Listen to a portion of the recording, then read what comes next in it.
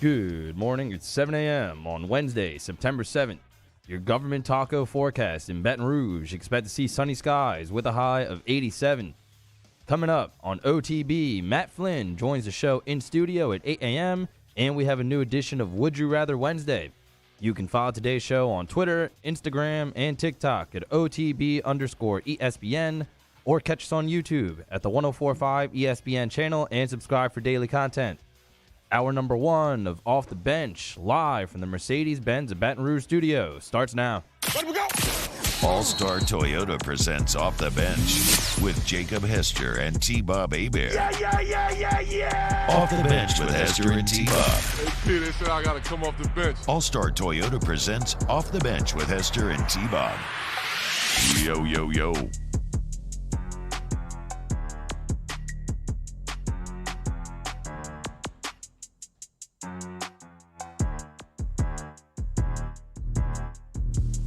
Yo, what's up, everybody? Welcome in. It is Wednesday, September 7th, 2022, and this is a brand new edition of OTB. T-Bob, Jake, Mario, and Danny hanging out with you this morning. We got a new AP poll to break down. Brian Kelly had a press conference yesterday. Finally got to sit down with this LSU film, which was posted yesterday as well. It's probably will end up starting. We got some flustering coming up, some Would You Rather Wednesday. It's going to be a great day here on the show. If you are watching on YouTube, go ahead and hit the like button in the Bayou Ford YouTube chat. You can get all your comments in there.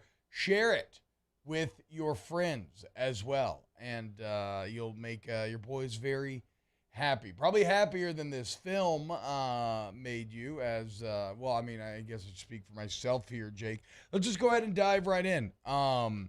I watched the first half. I watched the fourth quarter. I did not watch the third quarter yet.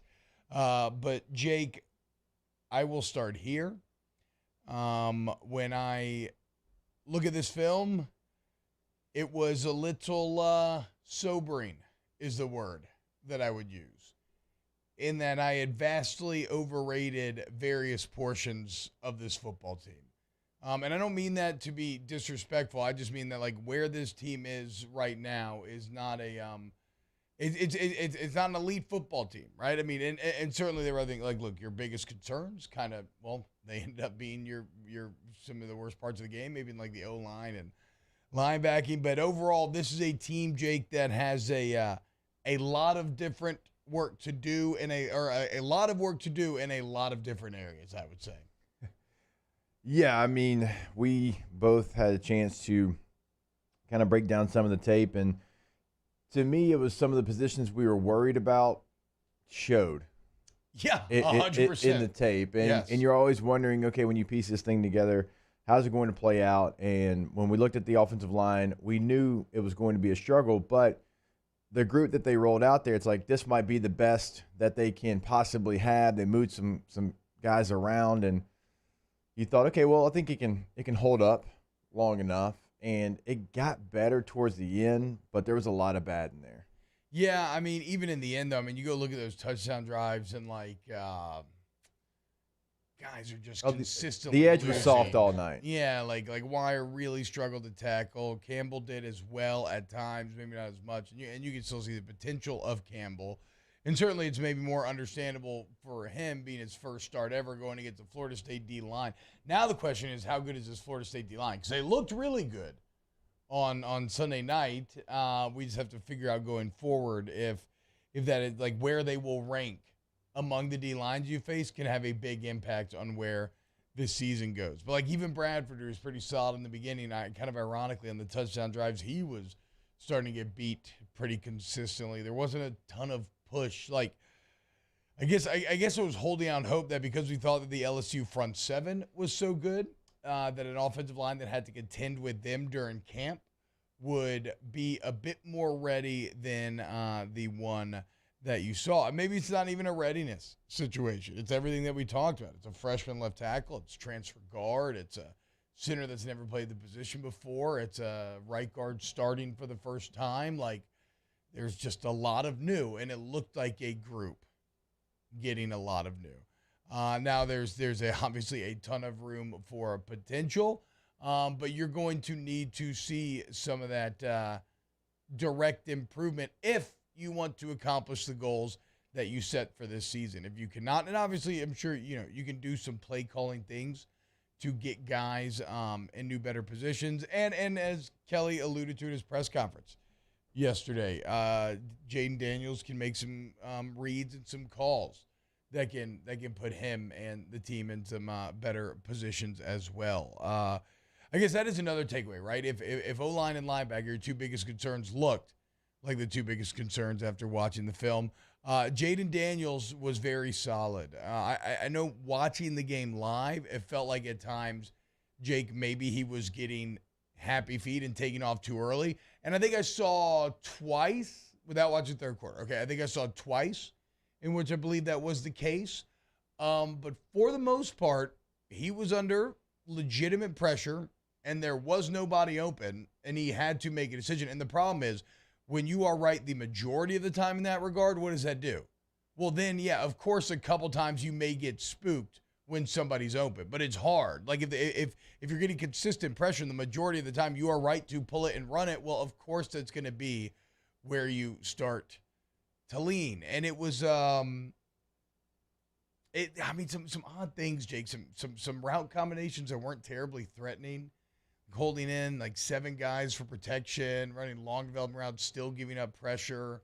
It was. I thought I came away feeling very good about Jaden Daniels, and I certainly behind this offensive line, I see why he is the choice and why Brian Kelly was very clear that he will remain QB1 for the immediate future. Yeah, there's no question. When you go back and you watch it, that's a big reason. I mean, that's a big reason why. You would not have had a chance in this game. No. The holding the guys in, I think the pressure coming from the edges is what kept the running back in. And we've talked about it. Yeah, tight end one-on-one on the edge.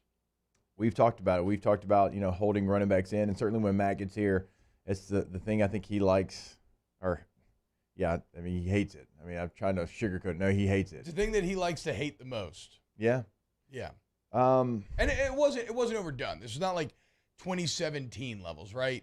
And if you want to go 6-man protection with this group a lot, fine. Like I completely understand. That's probably going to have to do. I guess I just got a bit upset when there's like a 7-man protection. You leave the tight end one-on-one. There were 2 sacks that were the results of the tight end being left one-on-one. And your tight end group is the other kind of big struggle. And while Mason Taylor did some good things in the past game, certainly that group did not. Nothing really to write home about there either.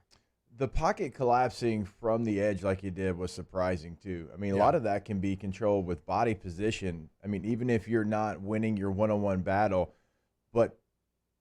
and T, obviously you got a better perspective of this than I do, but like opening the gate like that on the edge, like it doesn't take a great rusher to be able to beat that.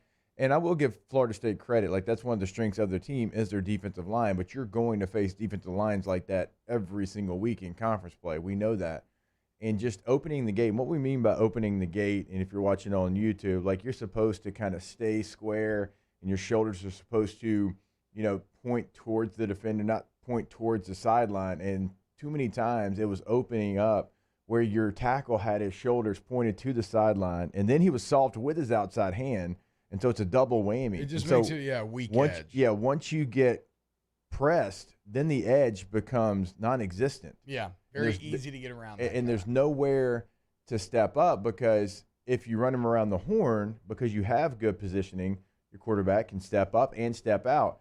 But when you have a soft edge, there's nowhere really for the quarterback to go outside of just trying to kind of wheel around like Jaden Daniels was doing. Well, to your point, because when you open the gate, you get rid of the depth that you need that edge rusher to be coming at to be able to step up. Like, you can't step up if he's only 3 yards in the backfield and able to get the edge. Then he's going to just force you into an interior, which was solid at times, but certainly struggled at others. Number 0 was giving them troubles from Florida State. So, yeah, the offensive line, I was guilty of definitely probably over-believing in there. But, again, that's a group that because of the newness of their chemistry together and just playing these positions, like the potential for improvement is very large. And it really does help to have a quarterback like Jaden Daniels back there that is going to mask a lot of your woes and your weaknesses and really help you out. On the other side of the ball, Jake, probably the most disappointing part was the linebacker play.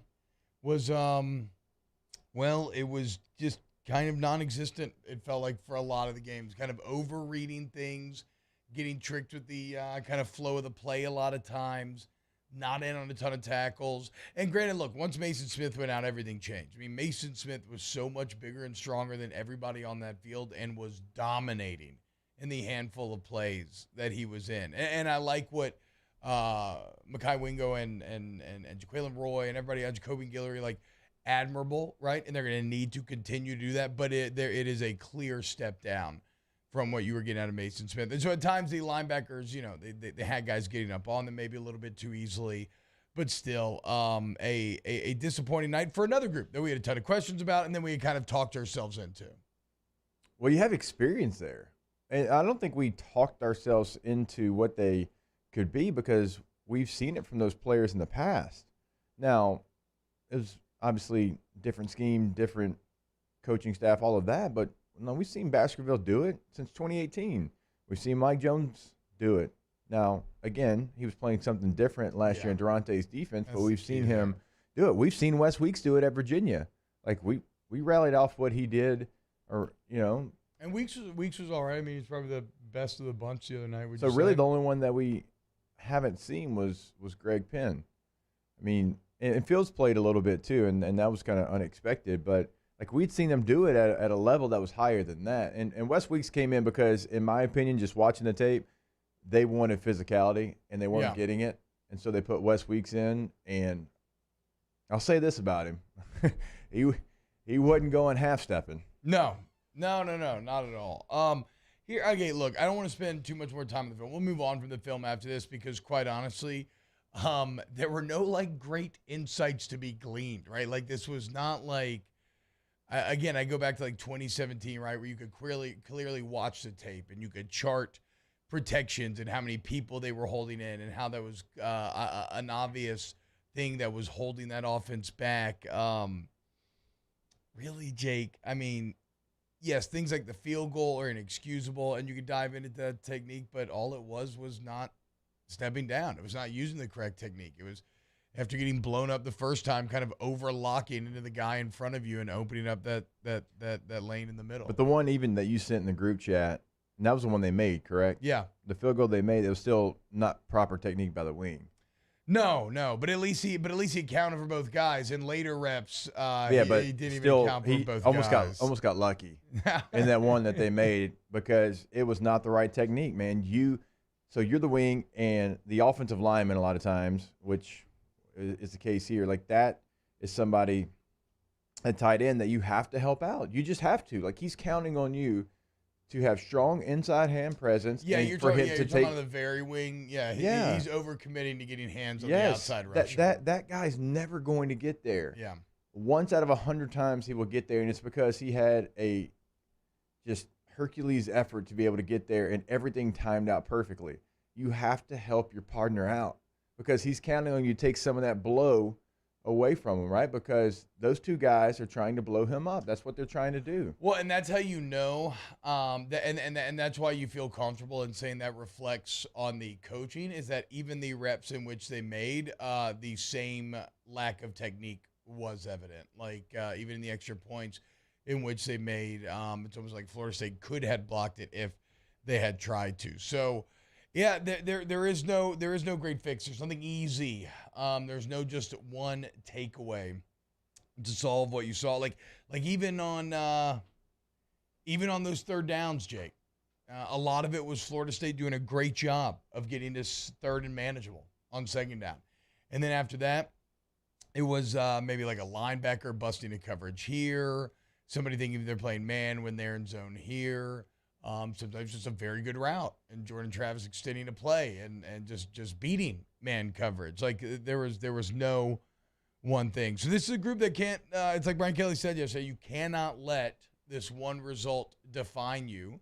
You have to accept that there was this much kind of bad on that film and then really lean into the fact that you were still somehow so close to winning, right? Because that speaks to a team maybe with potential. And the only reason you were that close was because of Jaden Daniels and Dre Jenkins coming on at the end. But like I did come out of this feeling better about the quarterback position, which is a good thing going forward, considering if you can get those, if you can improve in other areas, then Jaden Daniels can get even better as well. We can break down, obviously, probably its entire own segment about the quarterback play, but we do have some numbers that we can kind of throw out there. After kind of watching what we just watched and what we just talked about with the offensive front, like it's hard to almost grade like the quarterback position. And again, like, us having Matt here in 45 minutes will give us a better idea because he's obviously played the position at a high level. But all in all, like going back and looking at it, like even early in the game, like what I thought about what it looked like changed. Yes, like early in the game, I thought Daniels was maybe guilty of not keeping his eyes downfield and tucking too early. But again, I saw one of those in the first half, maybe two. And it's not to say that a couple open reads weren't missed, or even sometimes where he completed a ball, there was a much more open throw. Like, yes, that happens. But on balance, that man was in a very tough spot, and he made the most of a very tough spot. And the bottom line is you are not in that game at all if he is not a quarterback right there. Like you can talk about wanting Nuss all you want and all these other sorts of things. That would have been a disaster. That would have been a disaster, I feel. It would have led to more turnovers. He wouldn't have been able to kind of overcome a lot of what the O-line was giving him. So, no, I came away feeling good about Jaden Daniels. Ooh, that fumbled snap too. Brian Thomas was wide open over the middle, and I think Daniels would have seen him too. I don't know, man. But that's the thing. Like I said, it's just.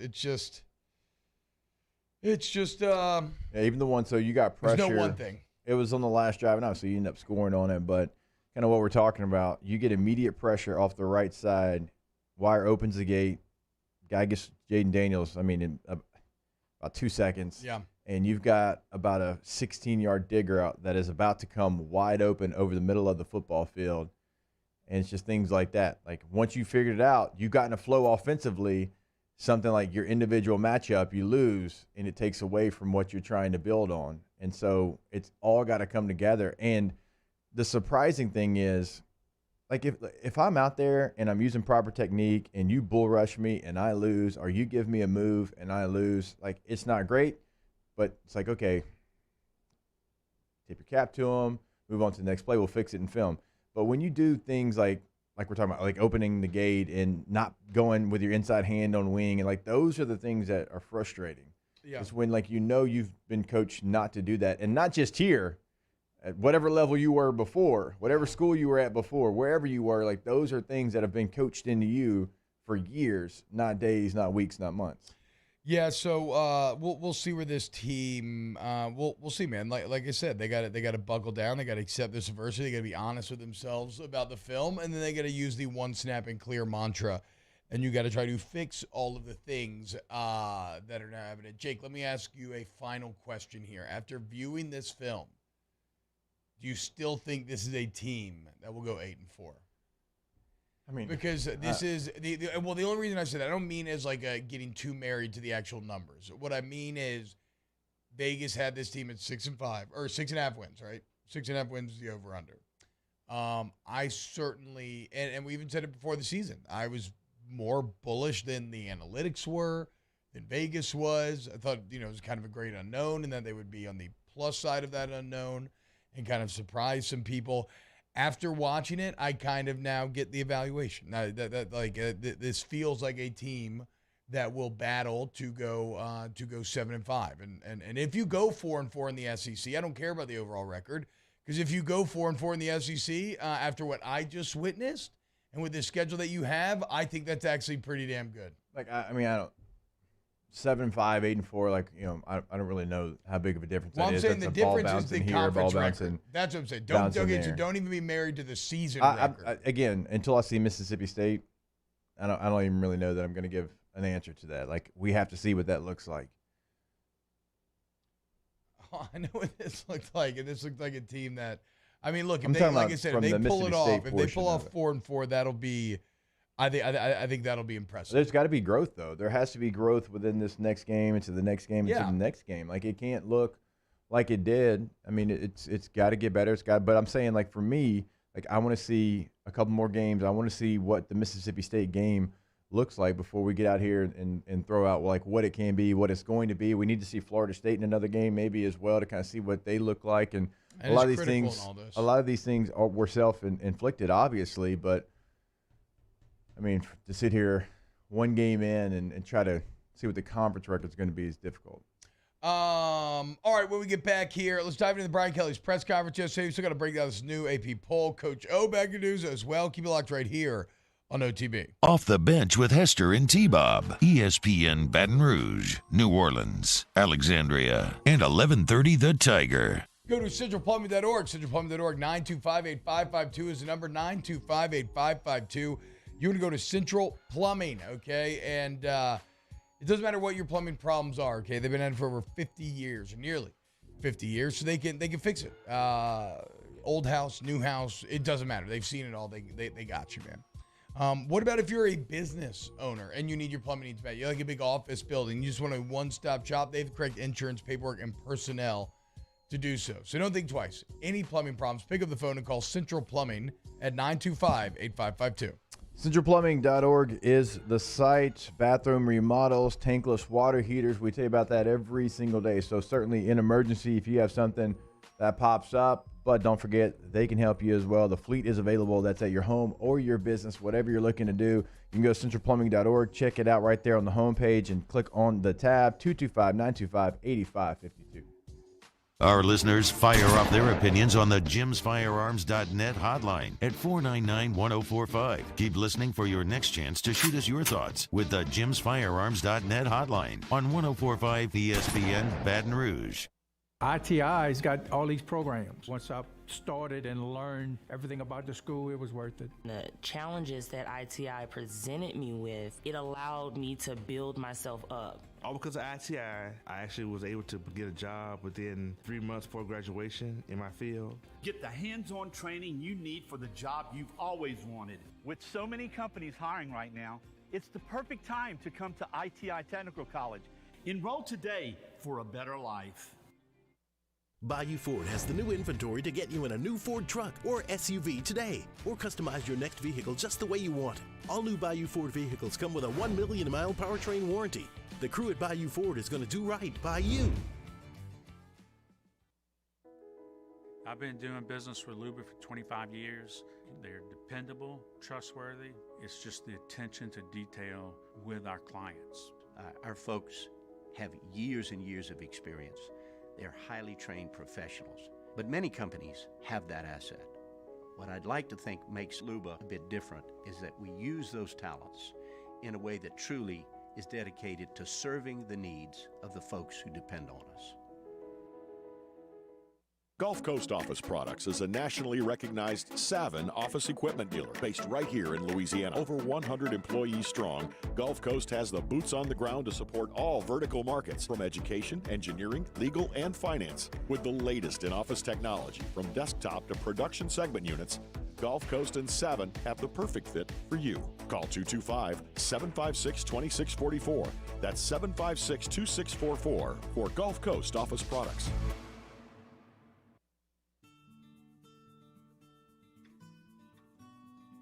This is a house call. This is a follow-up appointment. This is a diabetes checkup. This isn't just more convenient care, it's more advanced care. This is innovating healthcare at Louisiana's #1 hospital, Auctioner.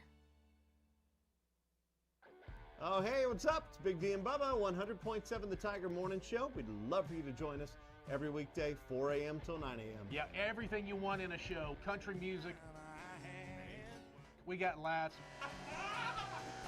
We got celebrity in-studio guests. We just need you. Join us every weekday morning, 4 a.m. to 9 a.m., right where it all started. That's right. Louisiana's country station, 100.7 The Tiger.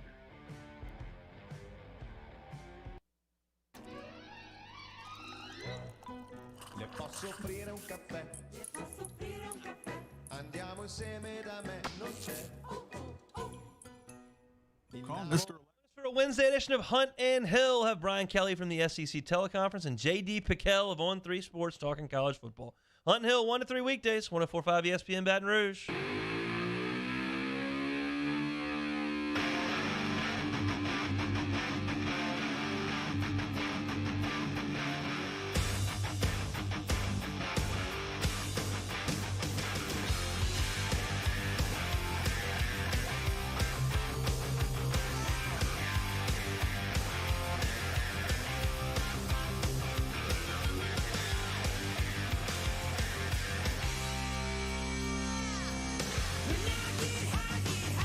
All-Star Toyota presents Off the Bench with Hester and T-Bob, the 2022 LAB Prestige Award winner for Best Sports Radio Show. ESPN Baton Rouge, New Orleans, Alexandria, and 1130 The Tiger.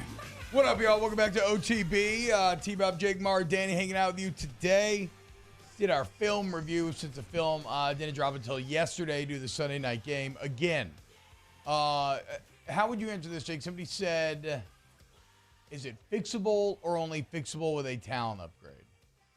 On which portion, which position, or just an overall? Because I think, like, if you're asking overall, then what are you going to do? We're going to go to certain position groups that it's a different story.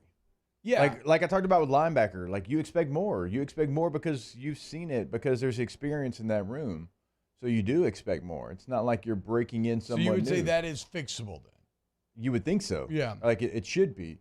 On the offensive line front, it's like, I don't know, because you pieced that together as best you could.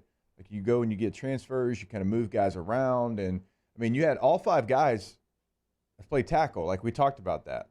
Yeah. Like it wasn't like something we were like saying, man, they've all played. No, but they have. Now, and I also want to be clear. I think I was maybe under the impression that because Cam Wire struggled to right tackle, like, you know, well, maybe you should bump Anthony Bradford back out there.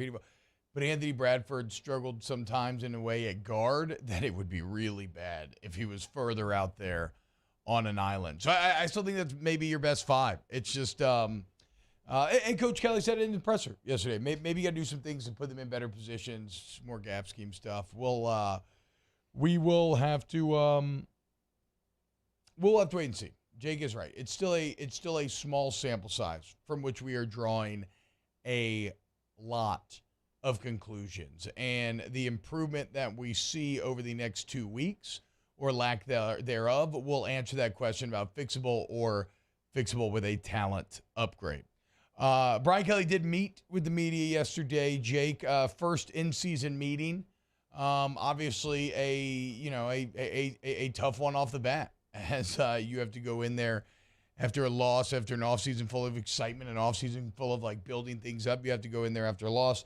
And look, I thought it was handled well, right? It kind of goes back to what we said yesterday, where some people wanted like more like yelling or screaming or kind of like emotion from Kelly on the sideline. I don't think that stuff really plays.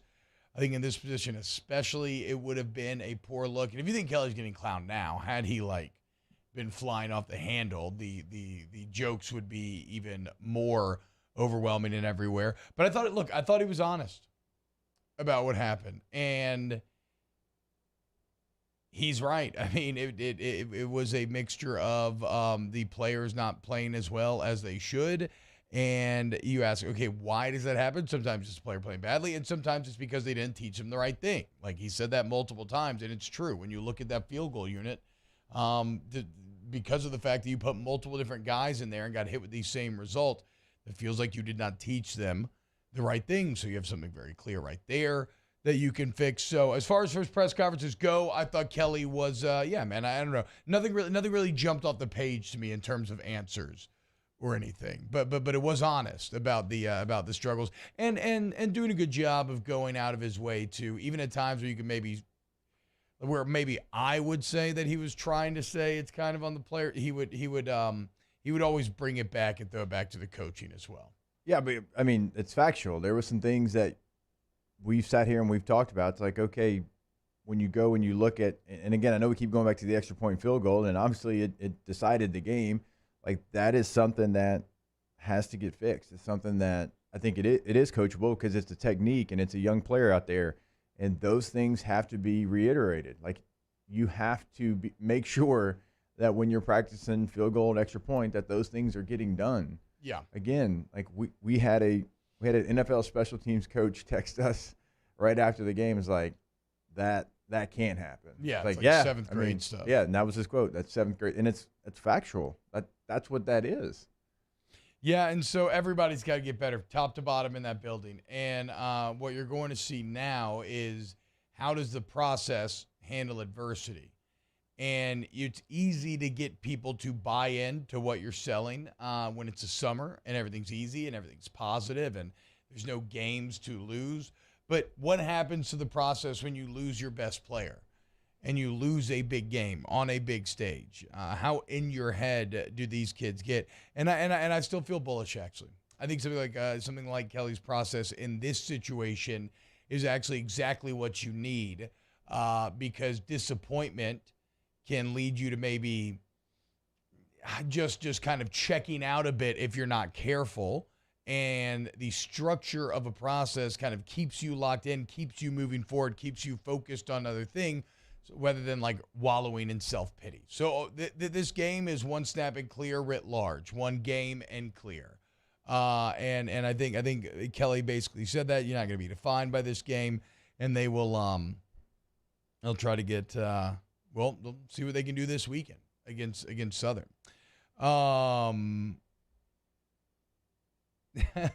Anything else on the actual press conference before we get to the biggest story of the press conference? Not really with the press conference, because I know where you're going here. I talked about a couple of the Jaden Daniels numbers that we were going to talk about, and SEC StatCat, who does a fantastic job, was breaking down his performance. He was accurate on 71% of his passes. Adjusted completion percentage was actually 86%, which is really, really high. 62% success rate, 0% interceptable passes. Yeah. Uncatchable, 11.8. Drops, 11.8. So on his attempts, 11.8 drop percentage. That's not good. That's a really, really high number. And so the StatCat kind of lines up with what Pro Football Focus had, as Jaden Daniels graded out as, was it the highest or second highest LSU offensive player behind Dre Jenkins? But either way, there was only 3 players in the 70s. It was Jaden Daniels, Dre Jenkins, and Brian Thomas. Yeah, and I think he had, a 17% pressure rate? 17.7, yeah. Which is pretty absurd. Yeah, it's extremely high as well. You should not be getting pressured 1 of every 5 dropbacks, even though it felt like it was more than that. And you got, a drop, 1 in every 6. I mean, that's. Yeah, it was bad, dude. It wasn't Daniels. You could say whatever you want, but objectively, that is what the film reveals. So yesterday at the film, though, Brian Kelly, unlike Les Miles back in the day, who was a consistently late guy, and then you had Coach O, who was a consistently the time is when the time is guy. Coach Kelly could be one of the guys that shows up a couple minutes early a lot of times. And so yesterday he starts that press conference. A couple members of the media walk in after he has just begun. And do we have that audio? Do we have the audio? It's kind of hard to hear. Can y'all hear it? Or y'all got it lined up, ready to go? All right, here it is. This is the beginning of Kelly's presser yesterday. And now we're excited about the weekend. So with that, we'll open it up to this late arriving media crowd that must have enjoyed the weekend. That's usually $10 that we put in the kitty. We'll have a big bash at the end of the year at my place. I don't think it has anything to do with winning. I think it has to do with being on time. All right, here we go. All right, here we go. So the story is no doubt. I heard that. I was getting ready for snaps and listening to the press conference, and I heard that, and I'm like, whoa, wait. I immediately said to my producer, Brum, I was like, Brum, am I crazy? Like, did I just hear that? I have never heard an exchange like that in that room. That was Leah Van, who, of course, does excellent work covering the baseball beat for the Advocate and LSU. Maybe if you win I'll be on time. Now, look, it's all good. Sheila, you talk about how they talk about it afterwards. It's all good. Everything was said in jest. It has become quite the battleground online as to like professionality and all these other sorts of things. I mean, yeah. There's a couple guys. The take guys had some takes. Yeah, exactly, right? Some people are like, she should be fired immediately. Okay, everybody just like take a chill pill. Now, I would say to any young reporters out there, that's a bold move, Cotton. Okay, I don't know. I don't know if I would follow down that road. But Kelly was just kind of like, whatever, man. You can tell he's a little pissed. He's like, huh? Like what? Like, hold up now. But I thought he did a good job of just kind of keeping it moving. And then apparently afterwards they talked, and it's all good. Mario, as our resident expert on journalistic ethics, how do we feel about the exchange that went down yesterday? I think people are making a little bit too big of a deal out of it. That's shocking. Okay. I wouldn't have said that. You know, you could tell it was kind of an awkward moment. It seems like it was kind of tense after she said that. Quiet. But she also talked to him after. It's not that big of a deal. Leah's a really good writer. I wouldn't make too big of a deal out of it. Okay, so we have to go to break. When we get back, I do want to answer this question, because is being on time late, right? We'll discuss it. Keep it locked right here on OTB. Off the bench with Hester and T-Bob. Go to ITI Technical College, iticollege.edu, iticollege.edu. Okay, the new semester just started. There's another one starting up on November 21st. So check it out. If you have been thinking about maybe changing your life for the better, investing in yourself, trying to get a job that's going to pay you well, right? ITI Technical College can help you accomplish those dreams. And if you're like, man, I don't know, T-Bob, like I got a family, I got to work, I'm doing this or that, that's okay. At ITI, they understand that. They create a schedule that works for you. And whether you're taking day classes or night classes, you get that AOS degree in just 2 years. And after you get that degree, you'll have you remember, they cater to the industry here in Louisiana. You get a job, pays well, you change your life for the better. Do that with your friends at ITI Technical College. 877-591-1070 is the number to speak to admissions. iticollege.edu, iticollege.edu. In times of need, get a full list of phone numbers, websites, and other important emergency information on the Demco Stormwatch page at 1045ESPN.com.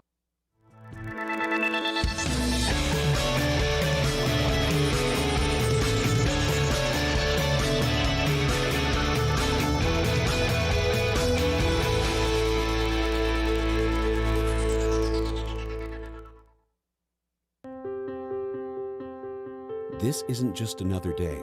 It's so much more. Kelly's life was put on hold when her auctioneer primary care doctor discovered a rare blood disorder. Her doctor connected her to an auctioneer care team of cancer, heart, and kidney specialists. With multiple primary care locations around Baton Rouge, same-day appointments, and online scheduling, we're relentless about keeping you healthy. Auctioneer Baton Rouge, innovating healthcare for Kelly. I'm Jay Ducote. I grew up learning how to cook at LSU tailgate parties and right in my own backyard. And I created JD's Louisiana products to bring that Louisiana flavor to you at home for your backyard cookout. JD's Louisiana barbecue sauce, Louisiana molasses mustard, spicy and sweet barbecue rub, and more are available at your local supermarkets or by logging on to jducote.com/shop. Put in promo code CST for 25% off at checkout. Service Mastery Elite create clean, disinfected work environments. As a local business, we take pride in serving the New Orleans and Baton Rouge areas. Our cleaning protocols follow CDC and OSHA standards for healthcare settings, offices, senior living, restaurants, and industrial plants. Contact Service Mastery Elite to get your operation ready for reopening with germ disinfection cleaning. Service Mastery Elite, the trusted choice in professional cleaning since 1996. Eli's always been into grilling. It took us a while to see it, but the signs were there. What are you doing, Eli? I knew grilling was my thing. I have been talking about it throughout my career. Happy with the results? I am. Got the new grill from barbecueguys.com. It performed great. My advice, as I always told my boys, do more of what you were born to do. Barbecue Guys, for those who were born to grill. You want cheese on your burger, Pops? I'll take a little cheese. Crime has serious consequences, but anyone can make a mistake. If you find yourself in trouble with the law, know that you have rights, and it's okay to demand them. The law offices of O.C. Brown are here to protect you and your rights. Felony or misdemeanor, DUI or drug charge. No matter what crime you're accused of, you still have rights. Let the law offices of O.C. Brown uphold them. Call 225-343-1111. Your law firm for a lifetime. Gulf Coast Bank and Trust is giving our customers the power to bank anywhere, anytime during this challenging event. And we're right there with you. Our mobile banking app is a smart way to manage your money and time. Gulf Coast Bank and Trust, the bank that cares about you.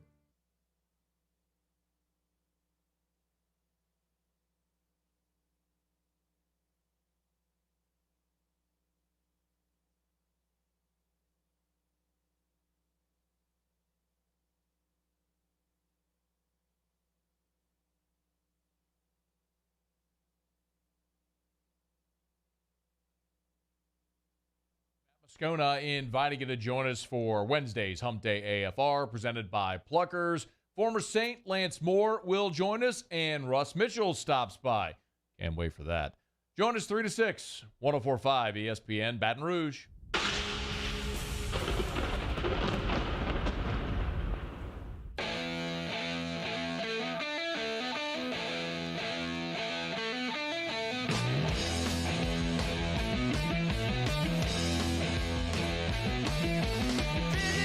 All-Star Toyota presents Off the Bench with Hester and T-Bob. ESPN Baton Rouge, New Orleans, Alexandria, and 1130 The Tiger. What up, y'all? Welcome back to OTB. Okay, so here's the deal. Yesterday, I want to say Kelly started the press conference 6 minutes before the stated time. And that's when Leah came in after these, on time for the stated time, late for the start. That's what started the whole joke train, et cetera, et cetera. Is being on time late? This is a debate that many football coaches have had throughout the years. I am someone who believes that no, being on time is being on time. Whenever the time is, if you are before or at the time, that is fine. If you are afterwards, then you are late. Jake, what do you think? Is being on time late? Like in the football world, being on time is incredibly late. Like if you're a player, coach, or whatever, if the meeting starts at 8 and you get there at 7:45, you're getting like side-eyed. That's just the way it was. Like if the meeting started at 8, typically we got into the facility like at 6:45. That seems a bit excessive. That was everywhere in my career. Wow. I've never had it quite that extreme. I mean, you would get coaches like, if I see you pulling into this facility on 2 wheels at 7:40, you're not going to play, that kind of stuff. Yeah, I mean, I don't know. I guess it's not that wasn't my experience. I think look, you show up on you know what it honestly is? I don't know, T. Like you're typically you're pretty on time early for stuff. Yeah, no, I'm on time. I'm rarely that early. I mean, I get to work. That's because I'm just doing work. I'm not like I could work. No, yeah, I'm an on time guy. I mean, I know I am. I'm not an overly early guy.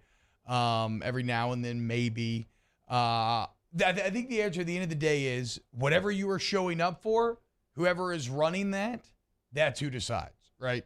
So like now, if you are covering Brian Kelly or you are playing for Brian Kelly, you have to get in that room 15 minutes before, 20 minutes before. So if it starts at 11, just fix it in your head that it starts at 10:40 and then show up on time for the 10:40. The problem is it's so early in the process, right? I don't think you really, and maybe didn't have the opportunity to know that as of yet.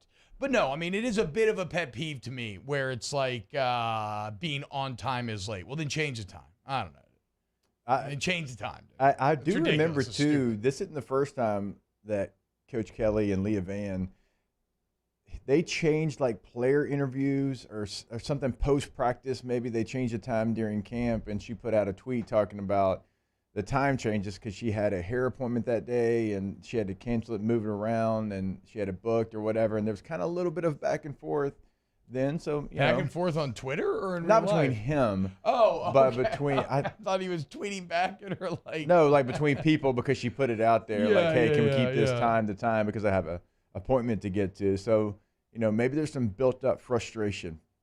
Look, man, we're really breaking this down in such great detail right now. It's kind of funny. Being a beat writer is a brutal job, dude. And you, unfortunately, it's not fair, but you exist at the whims of the people you cover. Like whatever that news cycle provides, whenever stories break. I hear Brody Miller every single year talk about how, like, one day I'm going to cover like a normal beat and a normal program, and it'll just be more chill, and I'll have my weekends or have this or that. Like, no, it is a brutal 24/7 affair in which, again, you are beholden to the whims of the people that you cover. So it is what it is. Jesse McCormick in the chat saying I'm a 15 minutes early employer. 15 minutes early is on time. 15 minutes early is 15 minutes early, which is a good habit as well. Like, if you want to be 15 minutes early, you will never go wrong. You will never go wrong. I don't care if it's for class, for football, for anything in your life. If you are 15 minutes early, that is great. Except for your death, right? Then you missed out on the last 15 minutes of your life. But pretty much every single other instance. That's a take. You're gonna. Well, I was trying to think of one area in which being early would be a negative. I could think of another one. What'd you know one? Right. You trying to say sex? Yes. Oh, okay. I mean, quick and early are maybe different things. Premature. But sure, yeah. Yes.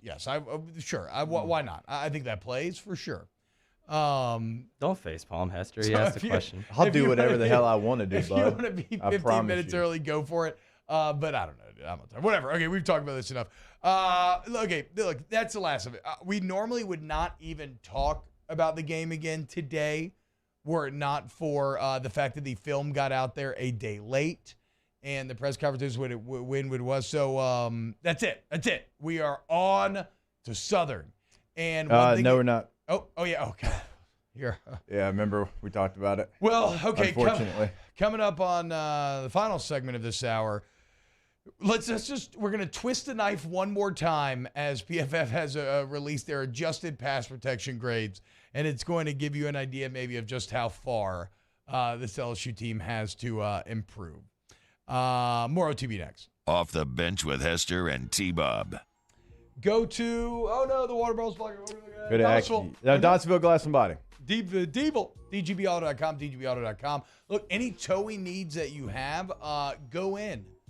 Or just call Donsville Glass and Body, and they'll bring you out that brand new tow truck, get you right, man. Any mechanical work that you need, tires, wheels, brakes, glass, oil change.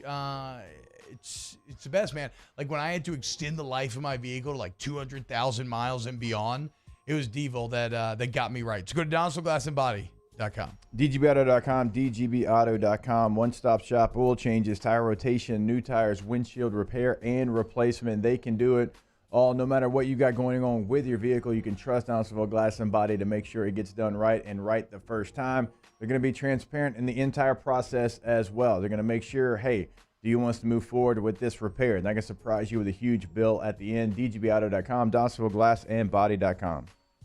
This week on DropBiscuit.com or wherever you listen to podcasts is our new series, Pops, the Louis Armstrong story. Pops is brought to you by New Orleans & Company.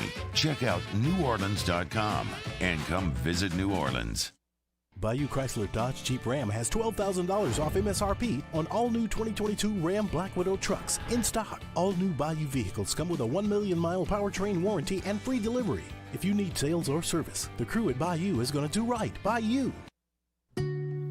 I am Juliette, daughter of Marguerite, granddaughter of Gabriel Piera.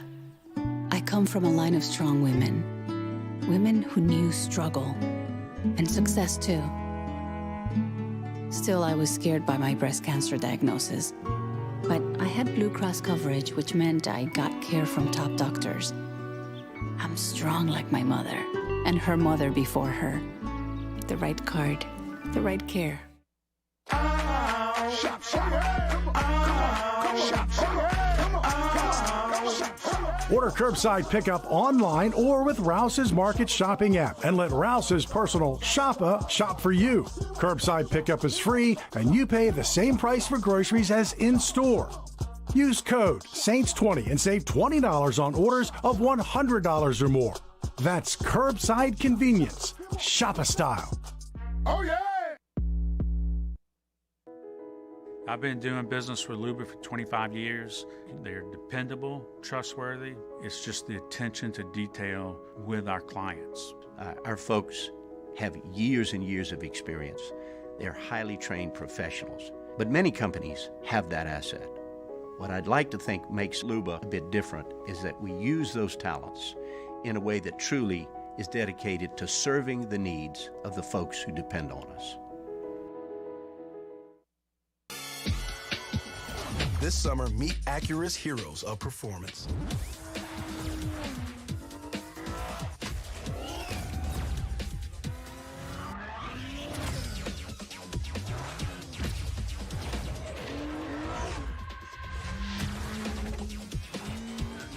Only available at the Acura Summer of Performance. This summer, visit your local Acura dealer for attractive offers on the MDX.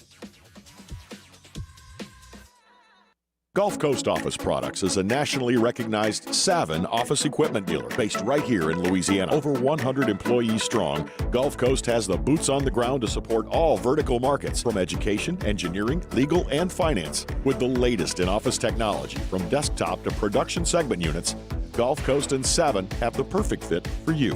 Call 225-756-2644. That's 756-2644 for Gulf Coast Office Products.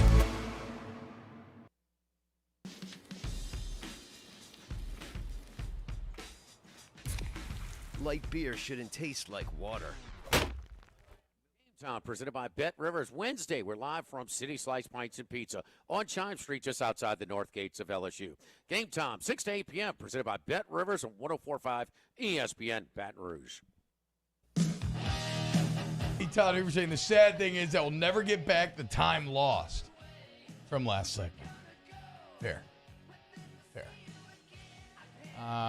You will die having wasted 5 minutes listening to that. Lock that in your head, Todd. You will also die listening to these pass block grades, which is this will be the final twisting of the knife before we turn the page and we no longer talk FSU. So, Jake, what exactly is this here? So what Pro Football Focus will do, they'll put out their initial grade, but then they'll go back and they'll kind of, instead of the overall grade, they'll really do a deep dive into each individual for the major programs, and they'll readjust their grade. It will adjust during the week, but now here we are on Wednesday, so these are set in stone. So we gave you the overall grade. I believe it was yesterday on the show, but here is the pass blocking grade. So no run blocking in this. This is only pass protection. We're going to go down the list. Will Campbell, 46.2%. Yeah. Miles Frazier, 57.6%. Cam Wire, 40.5%. Anthony Bradford, 20.1%. Tremont Shorts, 63.2%. Then you had Mason Taylor, 34.4%. And Cole Taylor, in only 2 pass protection situations, a 0%. What was Dellinger? Sorry.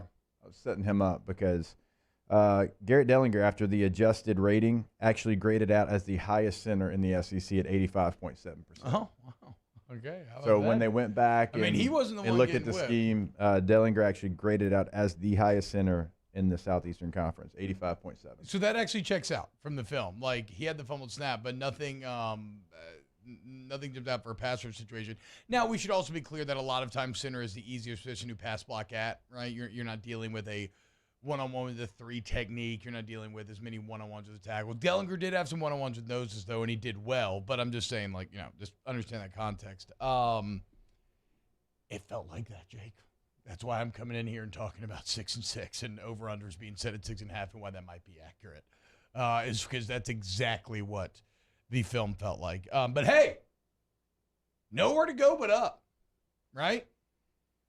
I mean, I guess technically there are it's 40, it could be a 30. But you get the point, okay? Those are pretty low numbers.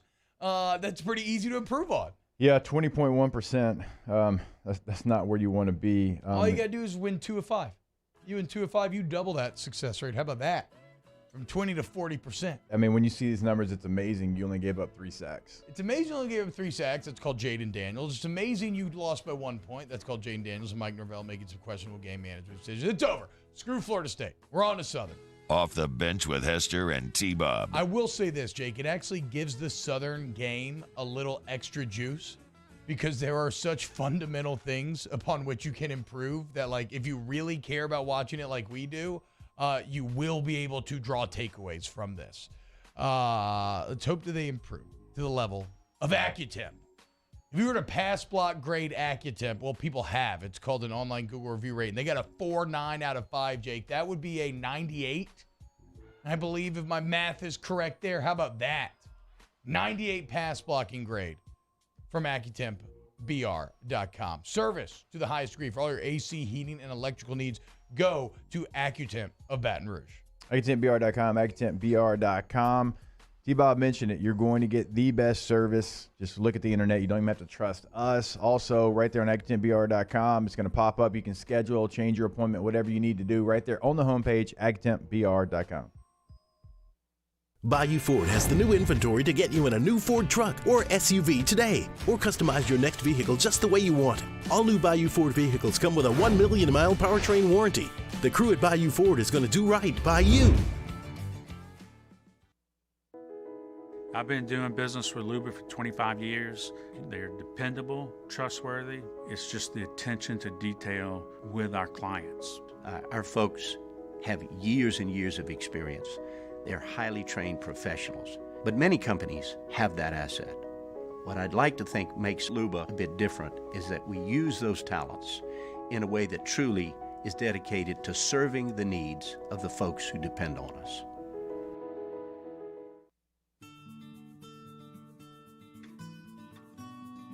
This is a house call. This is a follow-up appointment. This is a diabetes checkup.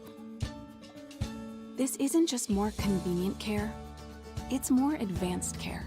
This is innovating healthcare at Louisiana's #1 hospital, Auctioner.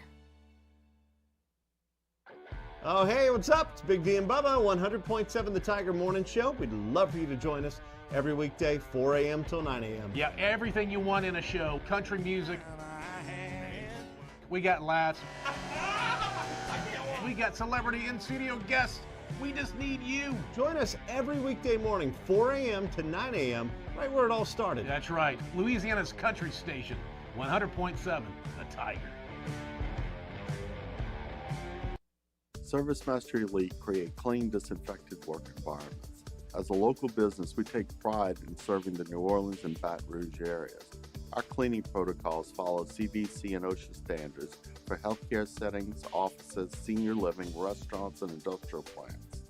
Contact ServiceMaster Elite to get your operation ready for reopening with germ disinfection cleaning. ServiceMaster Elite, the trusted choice in professional cleaning since 1996. Eli's always been into grilling. It took us a while to see it, but the signs were there. What are you doing, Eli? I knew grilling was my thing. I have been talking about it throughout my career. Happy with the results? I am. Got the new grill from barbecueguys.com. It performed great.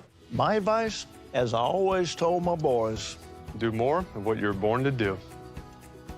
Barbecue Guys, for those who were born to grill. You want cheese on your burger, Pops? I'll take a little cheese. There's nothing better than tailgating, but it can be a lot of work. So why do it yourself when you don't have to? Let Rivalry Sports and Entertainment set up your luxury tailgate on campus. Order what you want and just show up to party. Book your tailgate today at RivalryTeam.com. Rivalry Sports, the official tailgate partner of LSU Athletics.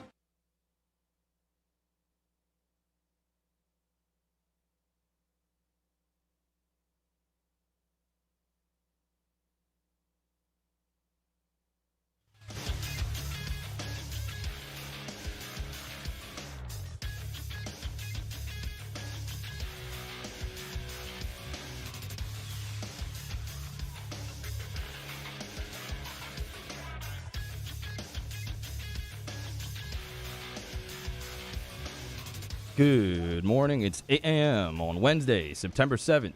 Your government taco forecast in Baton Rouge. Expect to see sunny skies with a high of 84. Coming up on OTB, Matt Flynn joins the show in studio up next, and we have a new edition of Would You Rather Wednesday.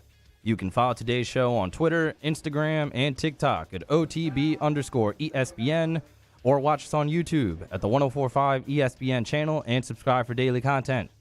Hour number 2 of Off the Bench, live from the Mercedes-Benz of Baton Rouge studio, starts now.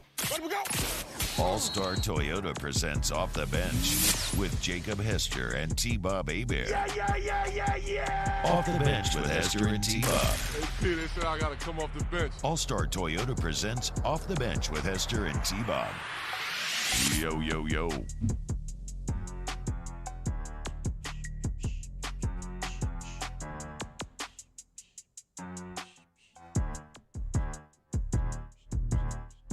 Yo, what's happening? I'm back off the bench.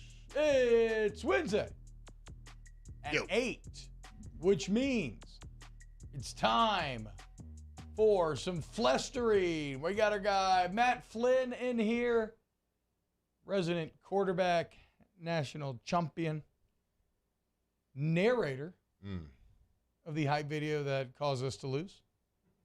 So, way to go, Matt. Hope you're happy. Do you have anything to say for yourself? I was really pumped about the video. I thought, honestly, like Morgan Freeman's up here. I would say I'm not as good as him, or like maybe right below. Comparable. Yeah. Like comparable. I'm in the same conversation, I think. Who would be the other James voices? Earl Jones. Okay, that's what I was saying. Who would be the other voices that we're putting like behind Morgan Freeman? Who's the guy that Sir David Attenborough, who does the Planet Earth? Fantastic.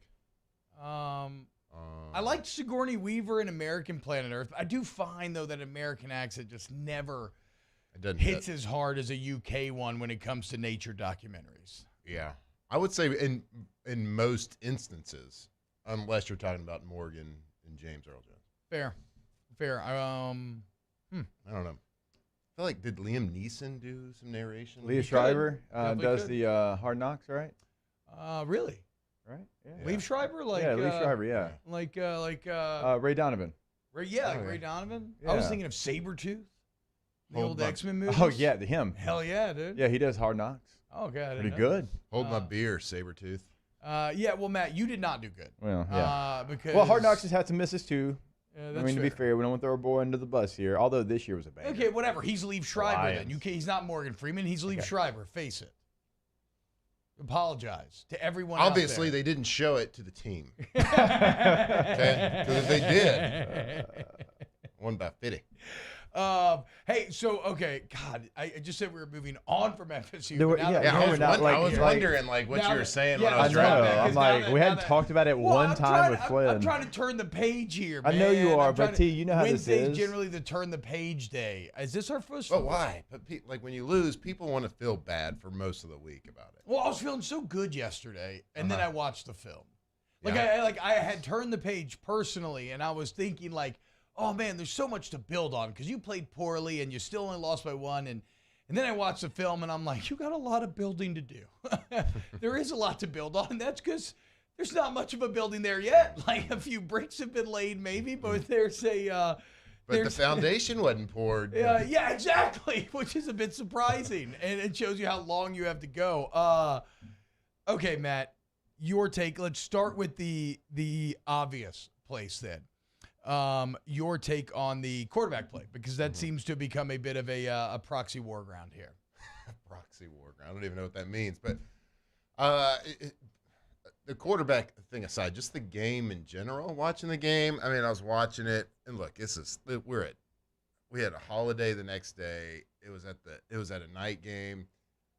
I had a few pops going into the game. You feel good, of course. dude. I'm it feeling was good. Day, dude. Why wouldn't the you be? emotions were high. Yeah. So like the details, not all there. But I will say, watching the game, I was like frustrated, of course, and I'm screaming and cursing and all these things. But the feeling for me was like I'm watching two mediocre teams play right now, and that's kind of how it was during the game. Then after the game, thinking about it, I was like, it just wasn't great football out there. No. But from the quarterback standpoint, it's hard to pinpoint anything that was necessarily bad. But there's a lot of really good things that I saw, of course. I mean, y'all read it a second ago in the last segment about the poor offensive line play. Yeah. Now, there's a lot of reasons that go into that besides just like one-on-one battles. Okay, there's a lot of, there could be schematics. There could be, early in the game, Jaden getting off of his reads too fast, things like that. Because, I mean, the quarterback can make the offensive line better. I'm not saying he didn't because I haven't watched the film like you guys have, but there's just a lot of things that go into play. Definitely. But I think that he did it, without Jaden playing. I don't know how the game looks. I don't know how the offense looks. I don't know if the offensive line is better or where. I have no idea. So it's kind of hard to judge. But I think he made some plays. I mean, the 99-yard drive at the end was awesome. Yeah. Incredible. I just thought it took him a little bit to get into the game. Well, it felt like the scheme kind of changed too. They started going up tempo late into the game, and it felt like he was more comfortable than he was even the muddle huddle. Like we've talked about, like when we started talking about this like in 2000, was it 17 or 18, or like when we were having protection issues at the time, like don't block with more people. Like the best thing you can do for offensive line struggling is go tempo. Yeah, get the ball out of the hand. Well, and that's what Florida State was doing. They thought that they had a disadvantage with LSU's front seven against their line. So what they do, they master with tempo, and they counted on Jordan Travis to make the plays, and he did. Yep. Also, it seems like Florida State's route combinations, and this is where I really get out of my depth. So this is where you, Jake, are certainly better suited to answer this, especially you, Matt. Some of LSU's route combinations felt like they had a little too much belief in the O-line. Like some kind of slow developing, more down the field. Again, a couple, like holding 6 men in pretty consistently without the back leaking out as a little outlet. It was just and that didn't change until the same point in the game. Kind of when they went tempo, they started running intermediate routes. Yes, exactly, right? And, well, lo and behold, look at what happened. And the reason why I think it's a bit disappointing, it seems like for the second year in a row, you kind of displayed a fundamental misunderstanding of your personnel and its strengths. And the 99-yard drives may be a bit different because Florida State was straight up just in 3-man prevent. Like they were only rushing 3 the entire drive. But it's still, it's just surprising to me that you were trying to do some of the things you were early on. Yeah, and that's always funny to me is like 2-minute drives when you're watching with people that don't play football or haven't played.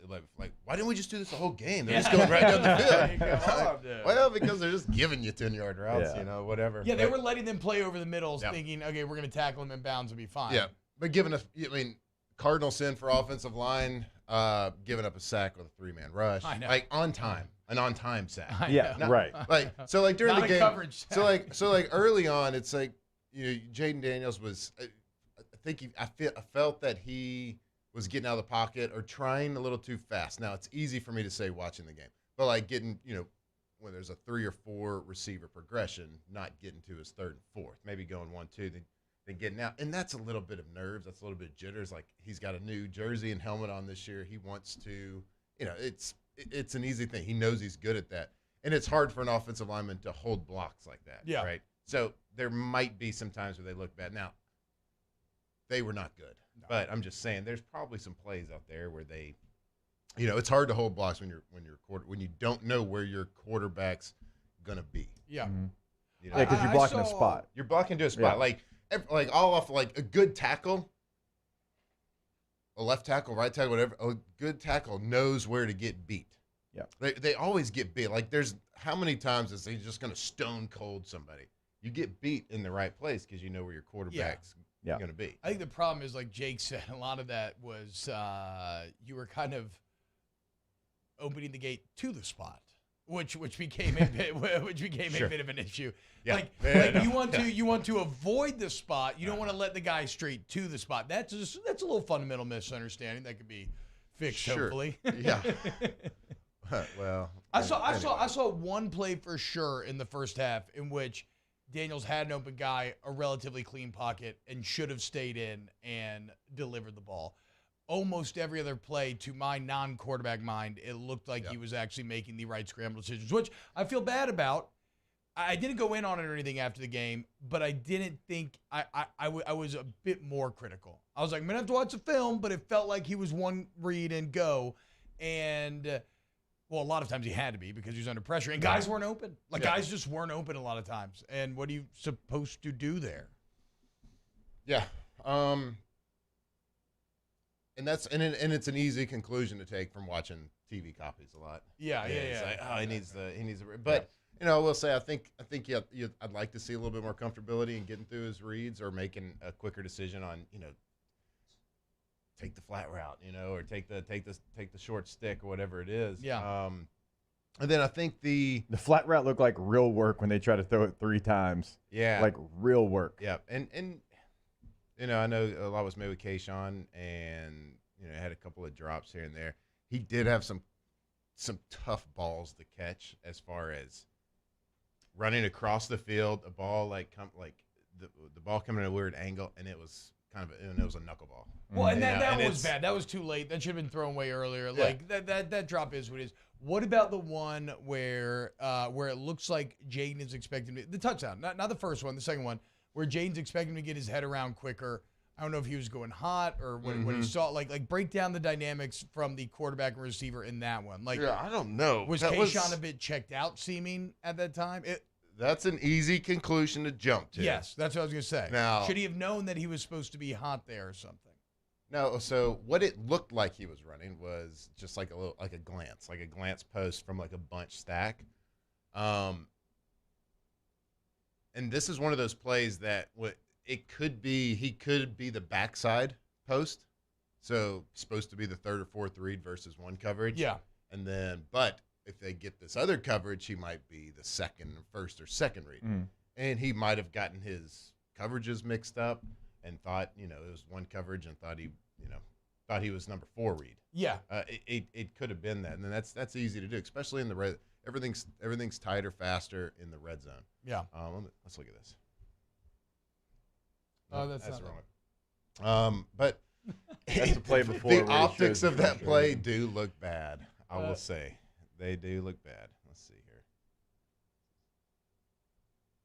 here. And okay, so look, I'm just gonna defend him here, for sure. And they're playing quarters there, and you shouldn't throw post in quarters. Now, it was a good throw, and he threw it on time, and it hit him in the arm. Yeah. But he's probably not thinking he's getting a post route in quarters. So Kayshawn's head isn't turning around then until what? Because normally if he's going to catch that ball on the post, it's going to be in the back of the end zone. Like he's not ready for just quick. So in quarters, what they do is the safety in corners, they all have 1/4 of the field. Yep. Right? Yep. So they all backpedal. And if it's 2 receiver side, so if it's a 2 receiver side, the Sam or the nickelback, they have the curl flat. So that means they have like to the numbers near the sideline. Yeah.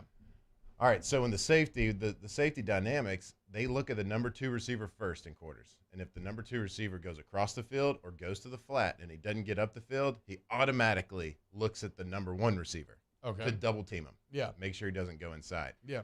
So if you see from LSU, they have a tight end. He goes across the field. Yep. During this play, he goes across the field. So as soon as he goes across the field, he goes to double team number 1. So with a shallow cross and a post, that post should never be there. Yeah. So he's probably not thinking he's getting that ball. So to me, I'm thinking Jaden Daniels might have misread this coverage. Now he makes a good throw, and it should have been there, but he's probably not thinking. So it's actually more on the quarterback. No, I'm not saying. Not saying that because he did make a good throw. No, I'm just saying. I'm defending why he probably didn't get his head around. Yeah, that's what I'm asking though. But I mean, if the guy's not going to have his head around, then that still is kind of on the quarterback, even with a good throw. Yeah, with right? football IQ, understanding this, Kayshawn knows what his tight end's running, so he knows when he sees quarters that he's probably going to get doubled. In quarters, shouldn't he? Like I'm thinking the top receiver at the top of the screen. And so that's where the ball should go, So right? this isn't technically traditional quarters. This is like a red zone quarters where they're playing man up top, and then they're kind of playing quarters. We used to call that like a 7 coverage, to where they would double the lone receiver. So they're playing quarters to Kayshawn's side and kind of manning up on the because you can see 3 in a trail. Yeah, exactly. All right, well there you go, man. It's always fun when we get Matt breaking down football and bringing a little clarity to this situation. This is just an unfortunate one. So good throw by Jaden. Great throw by Jaden. But I understand why he didn't get his head right. Yeah, there you go. That's, you know what? That's how life works a lot of times. There's a lot of times not an easy First game of the season, boys. answer or criticism either way. Yeah. Just let's look until LSU gets back to being LSU. Let's just go back to like bad first games of the season. Like, you're right. Let's catch a Utah State or I don't know, dude. A James Madison. Like, Well, James Madison. no, dude, that's good.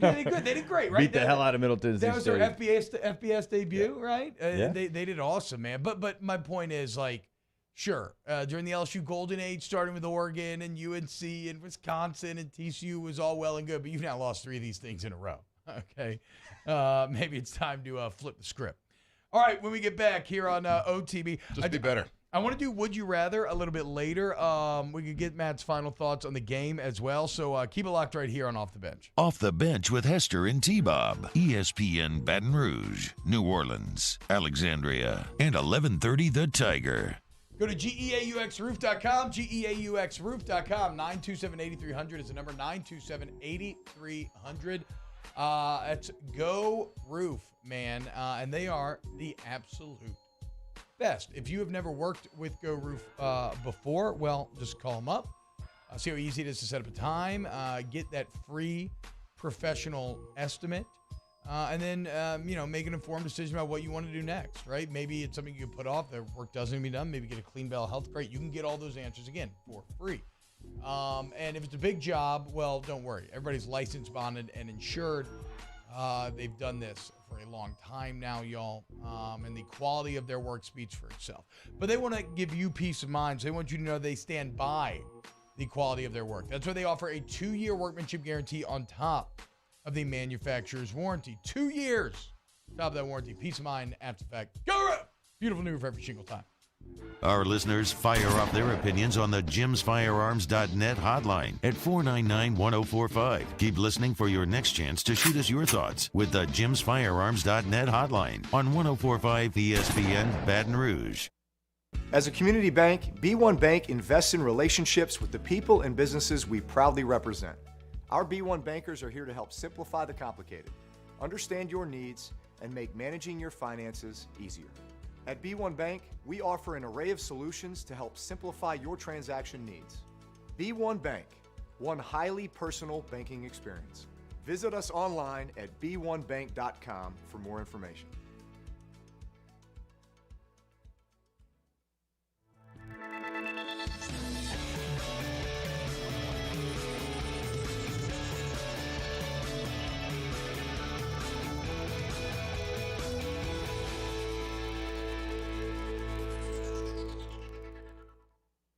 Gulf Coast Office Products is a nationally recognized Savin office equipment dealer based right here in Louisiana. Over 100 employees strong, Gulf Coast has the boots on the ground to support all vertical markets from education, engineering, legal, and finance. With the latest in office technology from desktop to production segment units, Gulf Coast and Savin have the perfect fit for you. Call 225-756-2644. That's 756-2644 for Gulf Coast Office Products. This isn't just another day. It's so much more. Kelly's life was put on hold when her auctioneer primary care doctor discovered a rare blood disorder. Her doctor connected her to an auctioneer care team of cancer, heart, and kidney specialists. With multiple primary care locations around Baton Rouge, same-day appointments, and online scheduling, we're relentless about keeping you healthy. Auctioneer Baton Rouge, innovating healthcare for Kelly. I'm Jay Ducote. I grew up learning how to cook at LSU tailgate parties and right in my own backyard. And I created JD's Louisiana products to bring that Louisiana flavor to you at home for your backyard cookout. JD's Louisiana barbecue sauce, Louisiana molasses mustard, spicy and sweet barbecue rub, and more are available at your local supermarkets or by logging on to jducote.com/shop. Put in promo code CST for 25% off at checkout. Crime has serious consequences, but anyone can make a mistake. If you find yourself in trouble with the law, know that you have rights, and it's okay to demand them. The law offices of O.C. Brown are here to protect you and your rights. Felony or misdemeanor, DUI or drug charge. No matter what crime you're accused of, you still have rights. Let the law offices of O.C. Brown uphold them. Call 225-343-1111. Your law firm for a lifetime.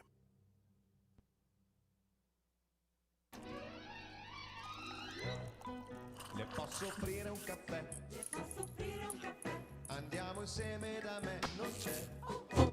In the prep football season, and we get started Friday night at 6 with Louisiana Prep Preview presented by the Baton Rouge Orthopedic Clinic. Catholic High and Warren Easton kick off at 7, immediately followed by the Lake Urgent Care Lake After Hours Louisiana Prep Scoreboard Show on YouTube, Your View, and 104.5 ESPN Baton Rouge.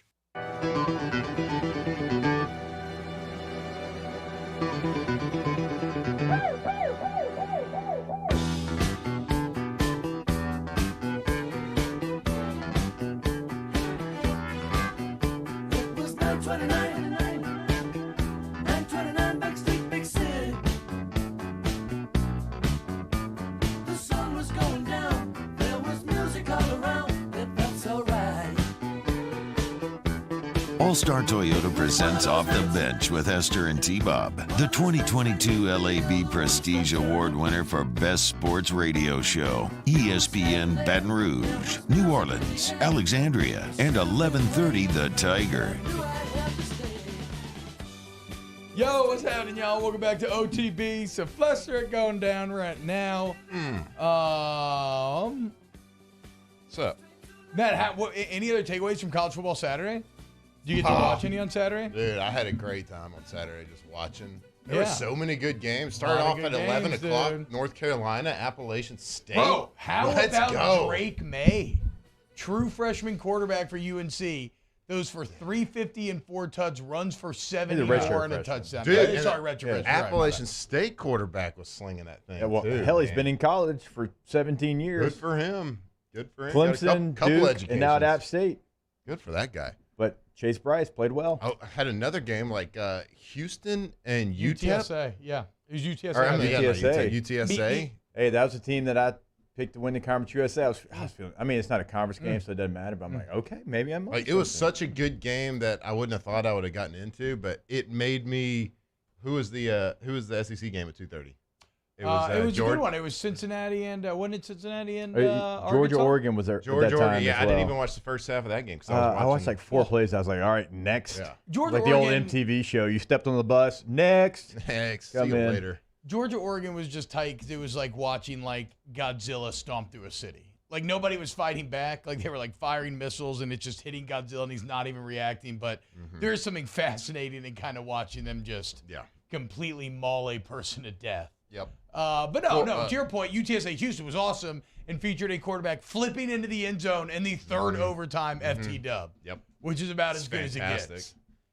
You know, I got so frustrated when they went to the third OT because I had Houston minus 3.5, and I was like, dang it. They're going to have to get the 2-point conversion and then get a pick 6 on this other 2-point conversion. Hey, I had that happen last year. I forget, it was like Tulsa, Tulane or something. It happened for you on your side? Yes. That always happens against me. Like there was the only way I could win was they converted the touchdown and the 2-point, and they had to pick it off and take it all the way back, and they did. Oh, I lost my mind. I lost 2 games last year because of final play of the game. It's like you just toss it around trying to lateral, and then the other team picks it up and scores. Twice. It's never happened for me. I feel like that happens to Big Cat once a weekend. I mean, well, and also though, you say it's never happened for you, Matt, but there could be a little bit of cognitive bias there. You ever heard about this with like poker players and stuff? Where yes, exactly, right. Anytime you get a good beat where it works out in your favor, that's your brain naturally tells you, well, no, I mean that was my skill. I set it up and it paid off like I kind of expected it would. But when you get the bad beats, those stand out because you're like, no, I played it perfectly and the odds were on my side and I just got screwed over. So, stop making excuses. Basically, is what I'm saying. Dude. No, I suck at gambling. You can't be worse than me. Awful. You want to hear the 3-team parlay that I gave out for my new job at The Volume? Sure. Listen to Snaps, 2 p.m. It was LSU money line, the over. Like 2 p.m. I thought you were 1 p.m. 2 p.m. Eastern. Sorry, 1 p.m. Central. Okay, You're right. I Good was call. like, Good man, call. we're supposed to good be call. aligned. Yeah, my bad. 1 to 2. I'm 2 to 5. Yeah, that's true. That's right. You can just go 4 hours straight with the new time change. But yeah, so Yeah, it was LSU money line, the over, and Kayshon Boutte to score a touchdown. I mean, and again, not three things that just went wrong, but three things that kind of went aggressively wrong. Like Kayshon's lack of touchdown became a huge talking point. I went LSU money line, not even points, and they end up losing. And while the over ended up getting close somehow, it had no right being close. Also, on my early morning bet, it was first week at Snaps, new show. Let me just go ultimate homerism and lose all three. Yeah, I know. Yeah, way to go, dude. I still have to. I know it's Wednesday, and we're starting to try to move on. I had to spend my money on a Florida State shirt because I lost a bet to EJ Manuel and Danny Cannell, and I've got to put that thing on, and I've got to do the little, which I'm a Braves fan, so it doesn't hurt as bad. But I got to do that, and hopefully it comes in today. Had to spend my own money. Couldn't find like, anywhere obviously locally that had a Florida State shirt. That sucks. Had to pay shipping for it. It's not even here yet. So like, you should have gotten a starter jacket. Now that would have been those used to be the starter jacket. That was the play.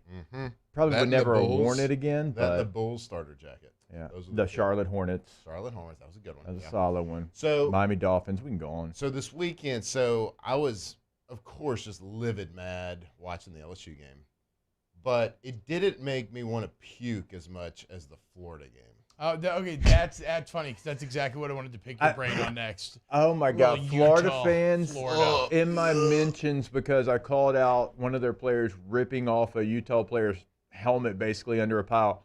And the amount of Florida fans are like, oh, my God, you're so soft. This happens underneath every pile. I'm like, tell me about all the piles in the SEC that you've been underneath. Tell me more about it. No, it's only you. It's only, Brandon Spikes in 2007 grabbing whatever he could. It's only old boy. I don't even know who it was.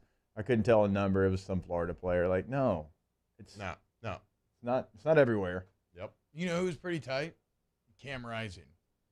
You know who's a little tighter, unfortunately? Anthony Richardson. Anthony Richardson. Your boy here, Flynn, shut off a text and goes, oh, boy.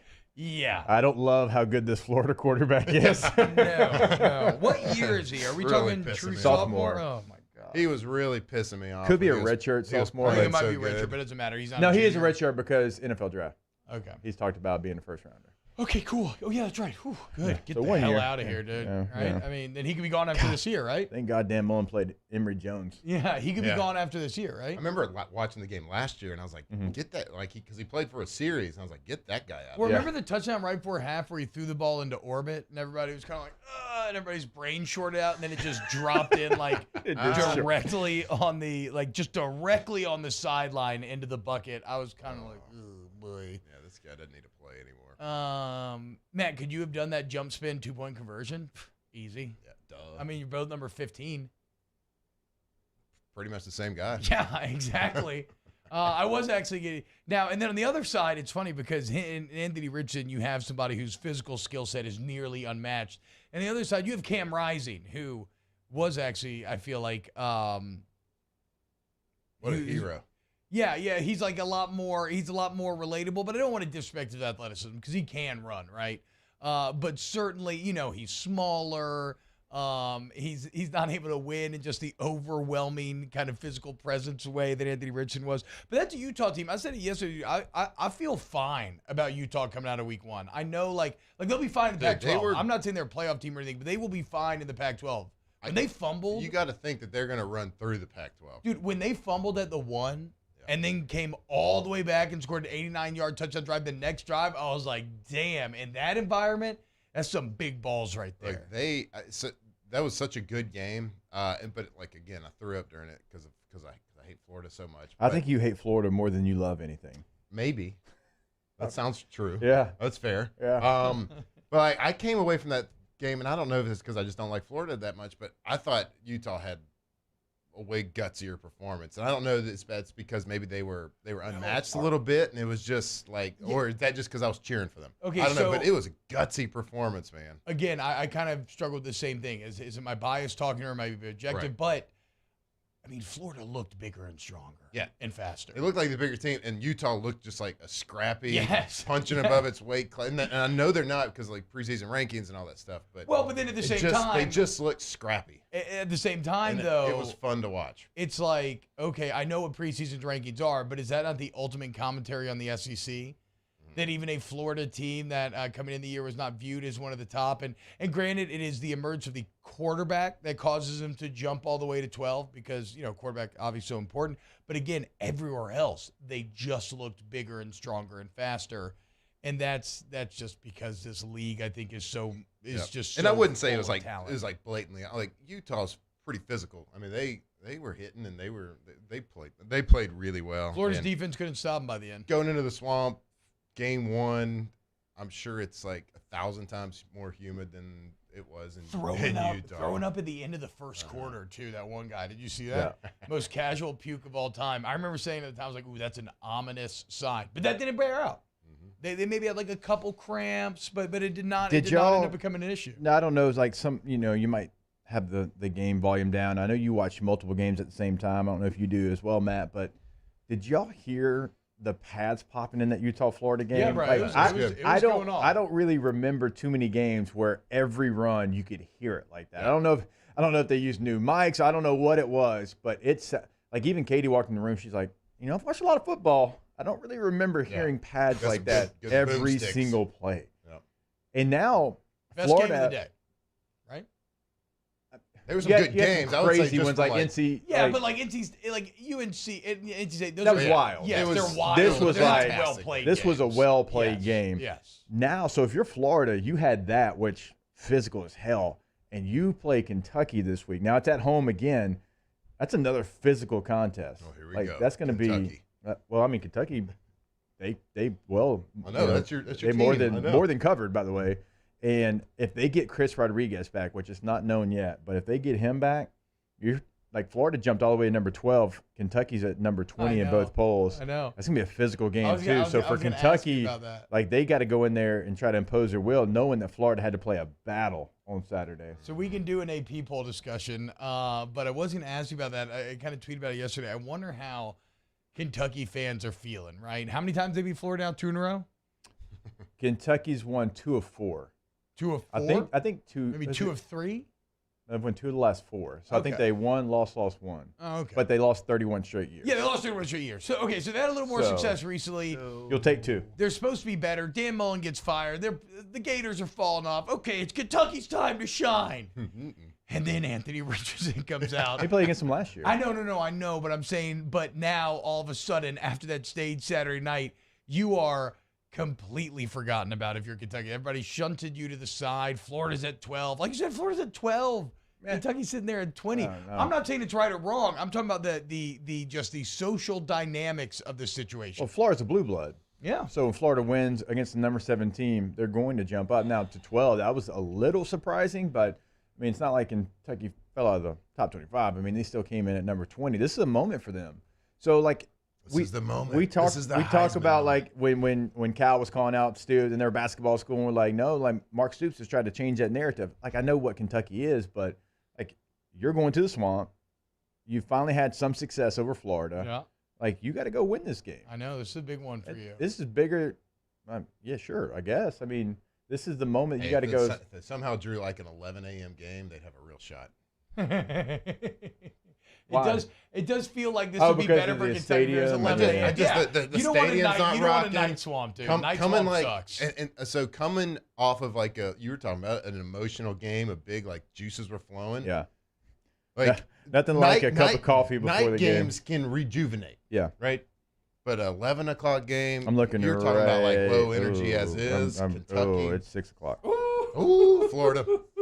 That is prime swamp. The line- Now, I will say this: if Kentucky wins this, then that's the ultimate BD energy that you're looking for. Like that's the ultimate. Okay, we have arrived. Mm-hmm. Screw all of y'all. You should not have ranked Florida 12. We are one of the best teams in the East now. The line went from 4.5 to 5.5 the last 24 hours for Florida. Okay. Florida 5.5 point favorite. Yeah. Well, I'll be interested to see if a lot So of money home starts bump, coming in on 3, Kentucky so lately. I'll a be field goal interested to see if favorite. Kentucky, if like maybe people are biding their time. You're going to start taking Kentucky and as it gets later. See how good Dan Mullen is. It could go like an emotional hangover from this week, Dan Mullen's or working just like for an ESPN in the studio. Hey, he meant Billy Napier. We all know what Whatever. he meant. Yeah, They're you kind did of it. Well, well, you said Dan Mullen earlier. He planted the seed in my head, and it just came out. We'll see how good Billy Napier. It just kind of feels like Kentucky's like been the nice guy forever, and Florida's been the a-hole. And finally, it felt like the girl got sick of the a-hole, and Kentucky's like, kind of she's crying on his shoulder, and it's like, okay, yeah, I think we're gonna really give this thing a shot. And then Florida shows back up and it's like, stop, you want to get in my car? And she just like took off, and there they go again. We'll see though. We'll see. Maybe the nice guys will win. Really good analogy this weekend in the swamp. So At in 6 p.m. 21, Kentucky won 20-13, Florida won 34-10 and 20, 29-21 and 19, and Kentucky won 27-16 in 2018. All right. So this is the 5-game series rubber match. Let's go, baby. Dude, if Napier gets this win as well to start, y'all realize Florida's going to be insufferable. Oh my God. We're in a bad spot. Dude, we all need to bleed blue. Listen, Saturday I'm night. such a big Kentucky fan. Listen, their fans, I don't know if it's because I'm old or whatever. I mean, they were coming after me this weekend. Like LSU hasn't won 12 of 18, 9 of 12, 7 of the last 9, 4 out of the last 5, and 3 straight against Florida. Because that's all factual. Yeah. Insufferable. Yeah, we can take a couple losses. We can take one this year. Who cares? Hey, dude, LSU has beaten Florida the last 2 years when LSU's been bad. That's true. Yeah. And you can't say, well, Florida was too. They were last year. The year before, they were playing for the CFP still. Hey, let's make it 3 in a row when we've been bad. How about that? Hell yeah. It looks like we may be bad again, so I'm down, dude. Freaking right. Where's it at this year? Gainesville. Well, Let's go 11 a.m., baby. We got a break. If you're scared, buy a dog. If you're scared, go to church. I have a dog. Oh, my. Gainesville? Okay. I started to go to church a few months ago. Remember, I went like 3 weeks in a row. Like, oh, my God, the game's in Gainesville. Get out of here. What are you doing? Hate that. Hate that. Don't love any part of it. Let's go. Let's go. Big Blue. Yeah. What's wrong with this guy? Yeah. What are we doing? Like It's Matt, a loud stadium in the SEC. Like Matt wasn't agreeing with me 5 minutes ago. Shocked. All right, let's go to break. I'm hoping for an 11 a.m. game. More OTB. Off the bench with Hester and T-Bob. 3 weeks, dude. Remember. 3 weeks what? I went to church. Oh, you did? Great sermons. Felt very connected. Might have to go back for that game in the swamp. Go to allstartoyotabatonrouge.com, allstartoyotabatonrouge.com. You've suffered in the swamp. 19-7? One in the swamp, too. Yeah, so did I. I ain't worried about it. Okay. allstartoyotabatonrouge.com. Poke your chest out a little bit. Hey, bro, this team ain't that. Give us a helmet. Go to All-Star Toyota. Matt I got looks one like he could still concussion play. left. Matt's pretty thick, dude. Is that the keto? 2 C's. Buy your car from All-Star Toyota Baton Rouge. allstartoyotabatonrouge.com. All-Star Toyota Or Baton rent, Rouge. maybe lease. .com, leasing, renting, buying. If you're thick with a couple C's like Flynn, maybe you need something a little bit bigger, like the Sienna. Tundra, Sienna, Sequoia. They've got that. If you're Slender Bob, maybe a sedan. All the options. allstartoyotabatonrouge.com.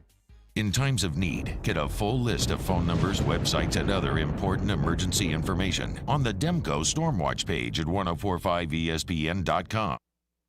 At All-Star Toyota, you get it all. If you're in the market for an all-new Toyota vehicle, come see our friendly and knowledgeable sales team at All-Star Toyota. Located in Baton Rouge at the corner of Airline and Goodwood, we've been serving our community since 2005 by offering a large selection of new Toyota cars, trucks, and SUVs. Get behind the wheel of your dream car and take a test drive at All-Star Toyota today. Gulf Coast Bank and Trust is giving our customers the power to bank anywhere, anytime during this challenging event. And we're right there with you. Our mobile banking app is a smart way to manage your money and time. Gulf Coast Bank and Trust, the bank that cares about you. 3 people walk into a bar. The first 2 order the same old margs. The third, Nuevo Topo Chico Margarita Hard Seltzer. Crafted with real lime juice and a crisp tequila flavor. Topo Chico Margarita Hard Seltzer. When I was a boy, I spent my days climbing trees, catching fish. Barefoot in the river I walked, listening to crickets, counting stars. This was home. After my stroke, I wondered if I'd make it back to the people and places I love. But I got the right doctors with Blue Cross coverage. Your card matters. Your home does too. Bayou Chrysler Dodge Jeep Ram has $12,000 off MSRP on all new 2022 Ram Black Widow trucks in stock. All new Bayou vehicles come with a 1 million mile powertrain warranty and free delivery. If you need sales or service, the crew at Bayou is going to do right by you. I've been doing business with Luba for 25 years. They're dependable, trustworthy. It's just the attention to detail with our clients. Our folks have years and years of experience. They're highly trained professionals, but many companies have that asset. What I'd like to think makes Luba a bit different is that we use those talents in a way that truly is dedicated to serving the needs of the folks who depend on us. This summer, meet Acura's heroes of performance.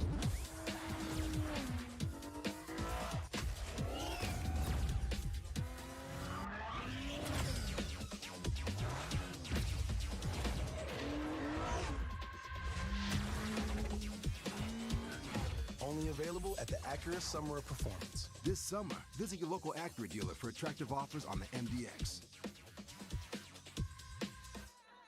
Gulf Coast Office Products is a nationally recognized Savin office equipment dealer based right here in Louisiana. Over 100 employees strong, Gulf Coast has the boots on the ground to support all vertical markets, from education, engineering, legal, and finance, with the latest.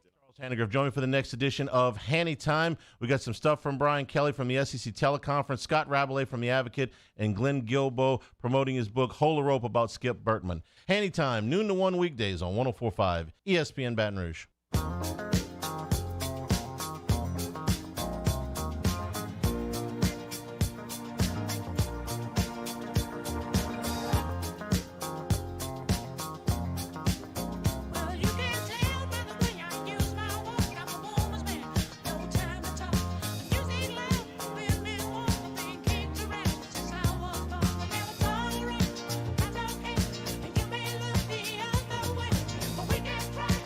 All-Star Toyota presents Off the Bench with Hester and T-Bob. ESPN Baton Rouge, New Orleans, Alexandria, and 1130 The Tiger.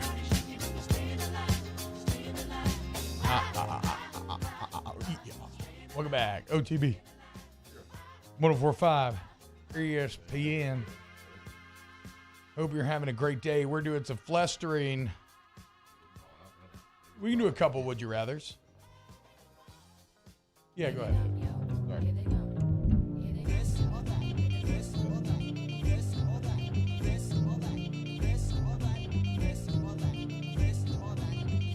Okay, which would you rather be?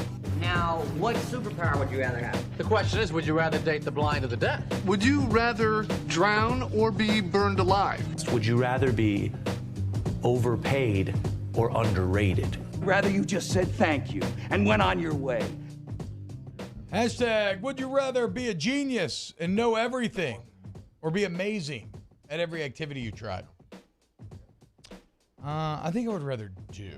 I think I would rather just be good at doing stuff. Being a genius and knowing everything is going to do a lot. Boys, lock it in. We'll break down the play during the commercial. All right. Would you rather?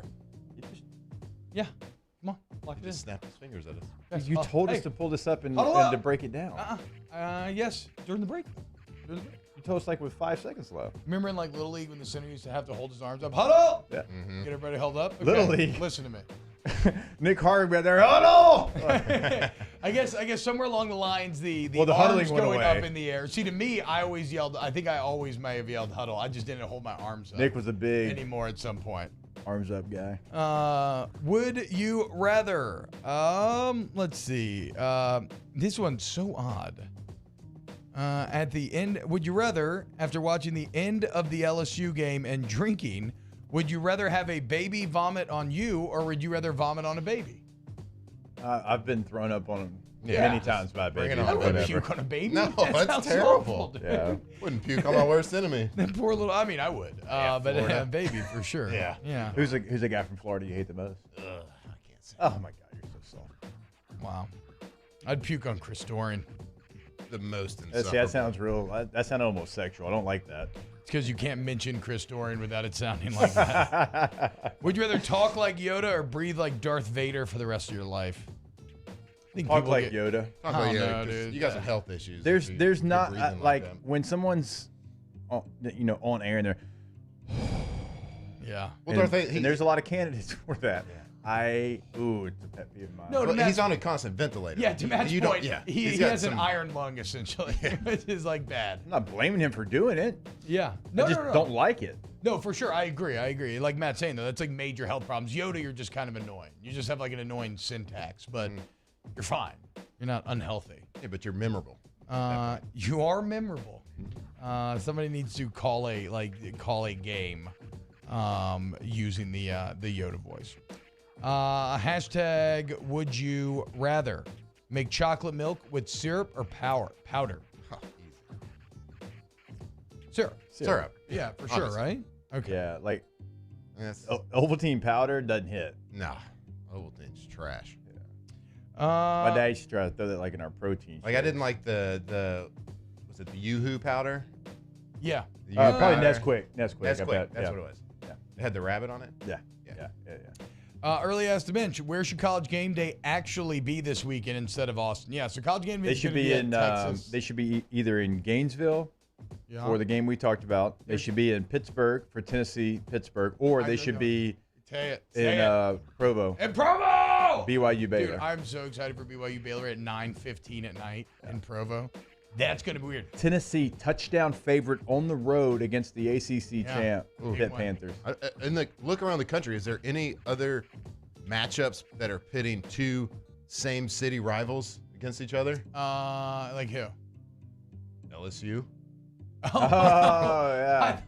Let's go. I was so good. I thought you were saying Pittsburgh and Tennessee, and No, I was like, Me I too. was like, I'm I like, thought I'm the bad geography LSU guy. Southern, man. let's I go. swear, I'm like, am I gonna have to break this to him? That Pittsburgh is not, in fact, in Tennessee. I'm saying it needs to be right here in Baton Oh Rouge. man.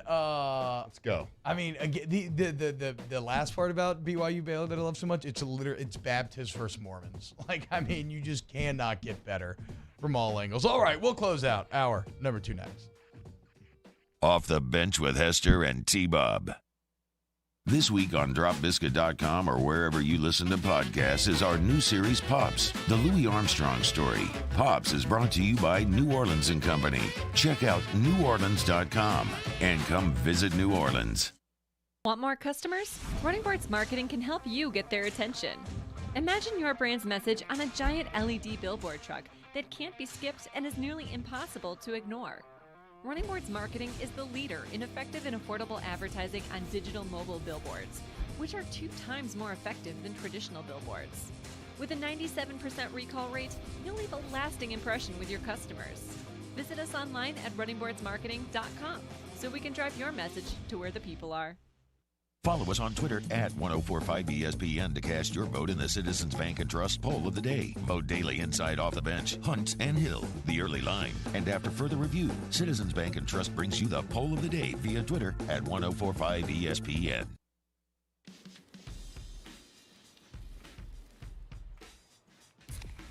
Light beer shouldn't taste like water. Miller Lite has more taste and only 96 calories. It's Miller time. There it is, the extra mile. On the border of expected and extraordinary for those willing to go further. Like vans customized for work or play. With safety and tech to keep you connected. Supported by a 5-star sales, service, and finance team. And backed by the 1-star you know. So go the extra mile. It's never crowded because so few have what it takes to go there. Mercedes-Benz Vans. I've been doing business with Luba for 25 years. They're dependable, trustworthy. It's just the attention to detail with our clients. Our folks have years and years of experience. They're highly trained professionals, but many companies have that asset. What I'd like to think makes Luba a bit different is that we use those talents in a way that truly is dedicated to serving the needs of the folks who depend on us.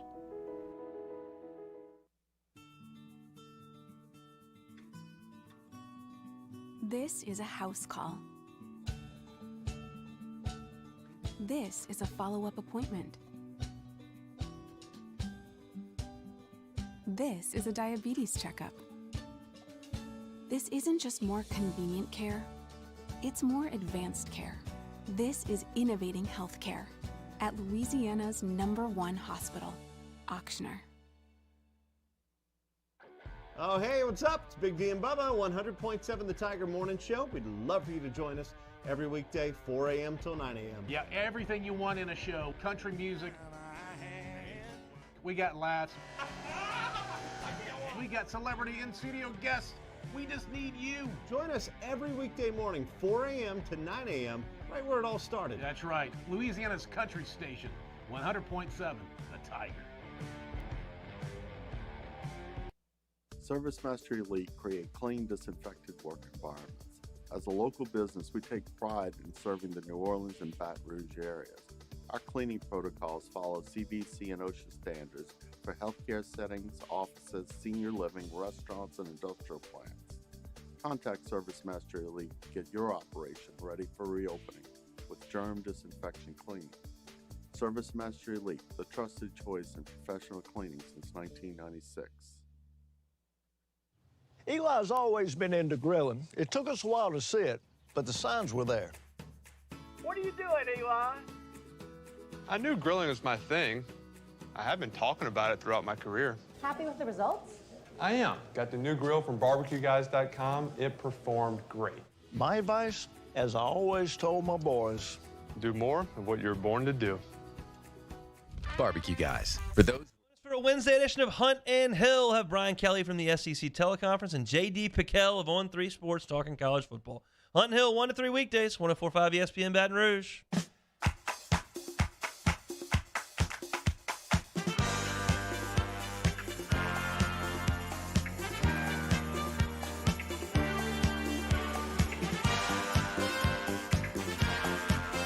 All-Star Toyota presents Off the Bench with Hester and T-Bob. ESPN Baton Rouge, New Orleans, Alexandria, and 1130 The Tiger.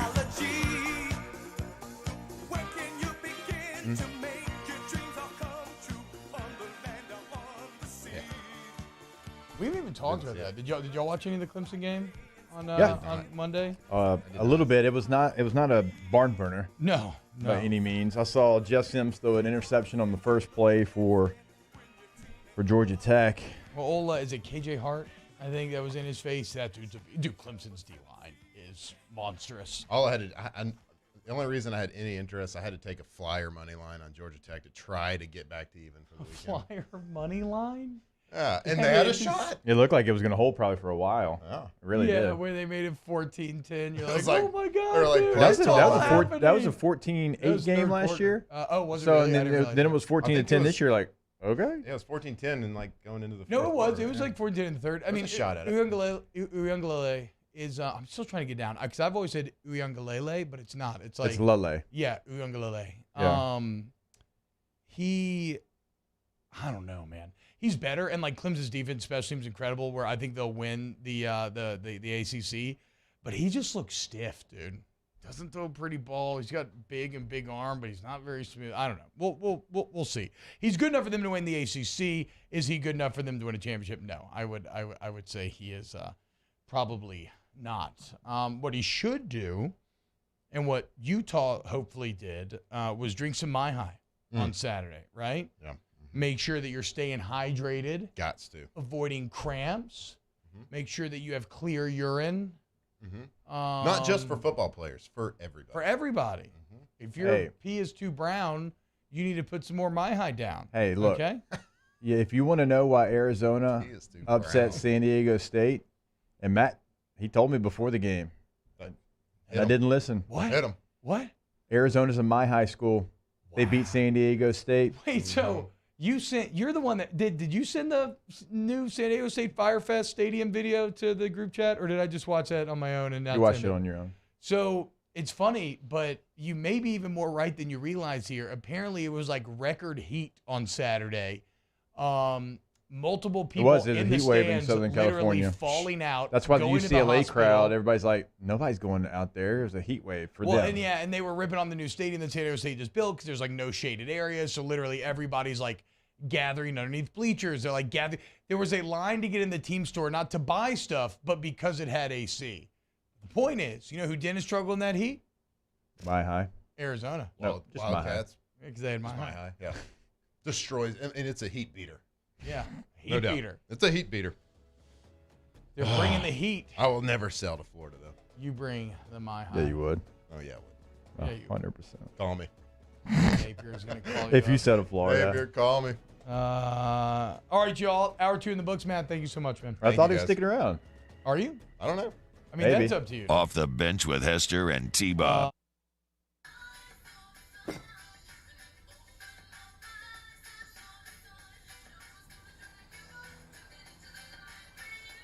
Miller Lite has more taste and only 1 more calorie than Michelob Ultra. They said I was small, weak, said my heart wasn't strong enough. But I showed them what heart looked like, again and again and again. Mom got me the right care, the right doctors with Blue Cross coverage. Don't let people tell you who you are. Show them the right card, the right care.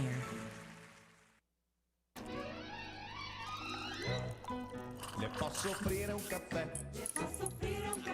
Andiamo insieme da me, non c'è. Call Mr. Electric today for electrical repairs, upgrades, and installations. This isn't just another day. It's so much more. Kelly's life was put on hold when her Auctioner primary care doctor discovered a rare blood disorder. Her doctor connected her to an Auctioner care team of cancer, heart, and kidney specialists. With multiple primary care locations around Baton Rouge, same-day appointments, and online scheduling, we're relentless about keeping you healthy. Auctioner Baton Rouge, innovating healthcare for Kelly. I'm Jay Ducote. I grew up learning how to cook at LSU tailgate parties and right in my own backyard. And I created JD's Louisiana products to bring that Louisiana flavor to you at home for your backyard cookout. JD's Louisiana barbecue sauce, Louisiana molasses mustard, spicy and sweet barbecue rub, and more are available at your local supermarkets or by logging on to jducote.com/shop. Put in promo code CST for 25% off at checkout.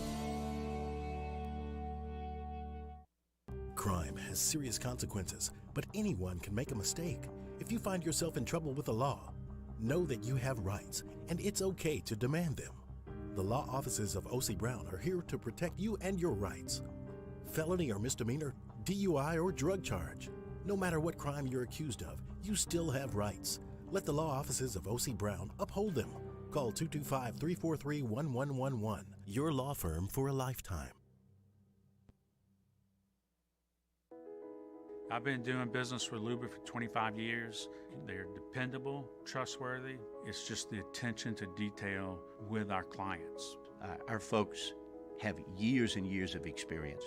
They're highly trained professionals. But many companies have that asset. What I'd like to think makes Luba a bit different is that we use those talents in a way that truly is dedicated to serving the needs of the folks who depend on us. This summer, meet Acura's heroes of performance.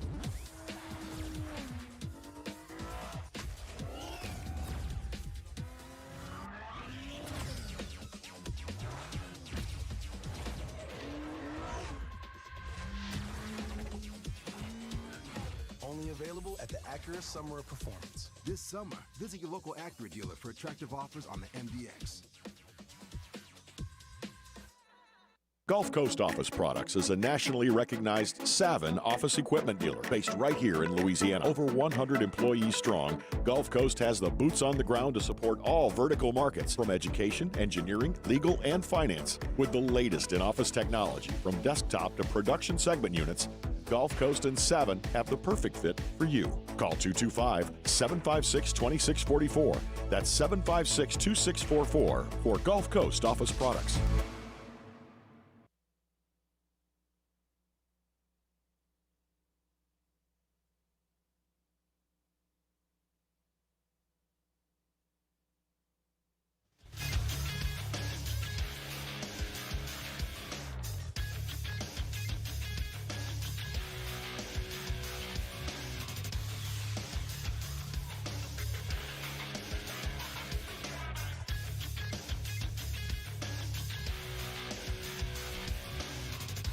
Good morning, everybody. It is 9 a.m. on Wednesday, September 7th.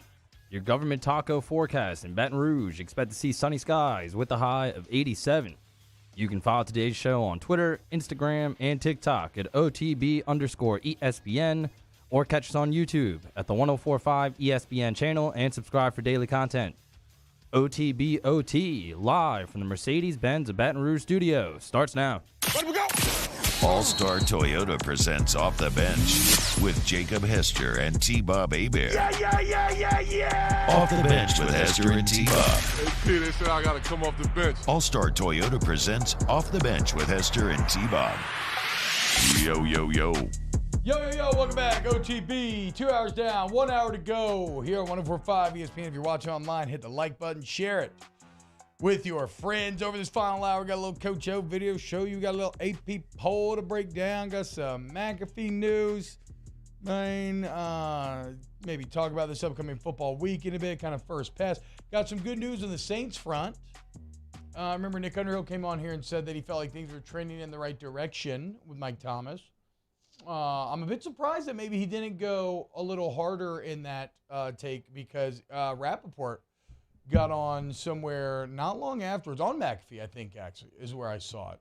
And Rappaport, Jake, saying he is expecting Mike Thomas to play week 1. That's big. On Sunday. It's massive. I don't really know that anyone really expected that. Like, we didn't really know what to expect, to be honest. No, and so maybe it still doesn't happen. Again, I am a little surprised. And maybe it's like a protecting sources thing where, like, Rappaport has the kind of national media shield where he can break stuff and it's not going to burn him. Maybe there's some sort of agreement where they're like, if Nick does it and somebody's like, well, I told you not to say anything. I don't know exactly what it is. But the good news is it sounds like Mike Thomas will be back on Sunday. And again, that is the equivalent of signing, maybe the biggest free agent in the NFL if he is back, and if he's back to the Mike Thomas that he looked like he was going to be when camp started up.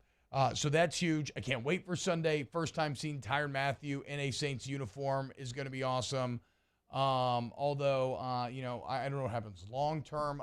Marcus May and Tyrann will both be out there come Sunday. It's going to be a ton of fun, man. A Saints team, and it's whenever one side is bad in terms between Saints and LSU, sometimes the other one has an uncanny ability to kind of pick you up, and it would seem like, even though Saturday is going to be a wonderful celebration of Baton Rouge football with Southern and LSU, and I can't wait to see what the halftime show is, where the LSU director came out and said, look, man, all this idea of like a battle of the bands, this is not that. This is a combining of the bands. They are celebrating one another, and they are coming together to do so. So he's trying to present a much more united front than is kind of being put out there. But Saturday's going to be awesome, but you're not going to really feel good from a football perspective about what happened Saturday. Now, there was so much fundamentally wrong this last week that we can still sit here and watch film and gain a lot. But certainly Sunday, Falcons in Atlanta, Jameis Winston back, Tyrann Mathieu, Saints uniform, Mike Thomas back. Like, the opportunity for the New Orleans Saints to heal some of this early season football pain, and not just heal it, but then get you excited about the season, because this is the type of game where, you have the potential to maybe pop off a little bit, kind of show out a little bit. Jameis, let's see if this entire offseason and all the hype and everything around it in which people have believed in you and seemingly more and more, can you go justify it? Can you increase the hype, make people excited? I can't wait. And I expect that they will. I think the Saints will maybe go more in depth when we get closer. But if Mike Thomas plays especially, I think these Saints will be just fine. And I know it's like, it's a rivalry game, and you can never know in those things. And you're right. I mean, look at what happened in the Panthers game last year. Bad Panthers team. But, well, I have the faith. So I think this is going to be a good Saints team. I also, in looking at my DraftKings the other day, I do realize that I have a lot of money on these Saints to win over 7.5. So you can't let these ones slip through. Got to take advantage of the games that you can. I think it's over 8, actually. When you look at the opener a year ago, you're playing against a team that had made a couple of straight NFC championship games, and you were playing a, air quotes, home game in Jacksonville, right? So this, yes, you're on the road, but you're playing the Falcons, and you went out there, you were ready to play in that game. You dominated the Green Bay Packers a year ago. So the Saints were ready to play in that one. Let's see if DA can have his team ready to go in this one. You shouldn't have to try to pump some juice into this one. It's the Falcons. You're on the road. I always I love playing home games, but as far as motivation and a little bit of extra juice, like hearing everyone boo when you run out, is it more difficult because you have to deal with crowd noise? Yes, but we're meatheads and we get excited when people are booing at us and our backs are against the wall and all that type of stuff. So have them ready to play. You're playing the Falcons. You've got the better roster. It's not really close. Go take care of business.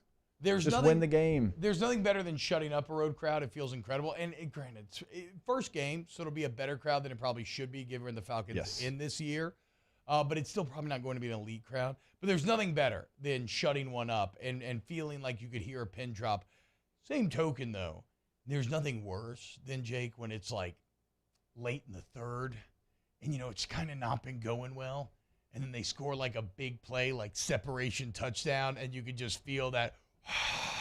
That was always one of the moment that I really remember like that is when Cam Newton stiff armed Pat P into the end zone, Auburn back in the day. And at that point, I'll never forget. I'm kind of sitting on the bench and looking at the scoreboard. I'm like, yeah, dude, I think it's about time to hit the old dusty trail. I don't think there's any coming back from this one here, Bo. I know. I only had that feeling. I swear, I only had that feeling one time in my LSU career. That was kind of it. Maybe that in one Florida game. We were 0-4 in Athens. I mean, David Green was 18 of 20 or 19 of 21. He couldn't miss. We couldn't get anything going offensively, and he had.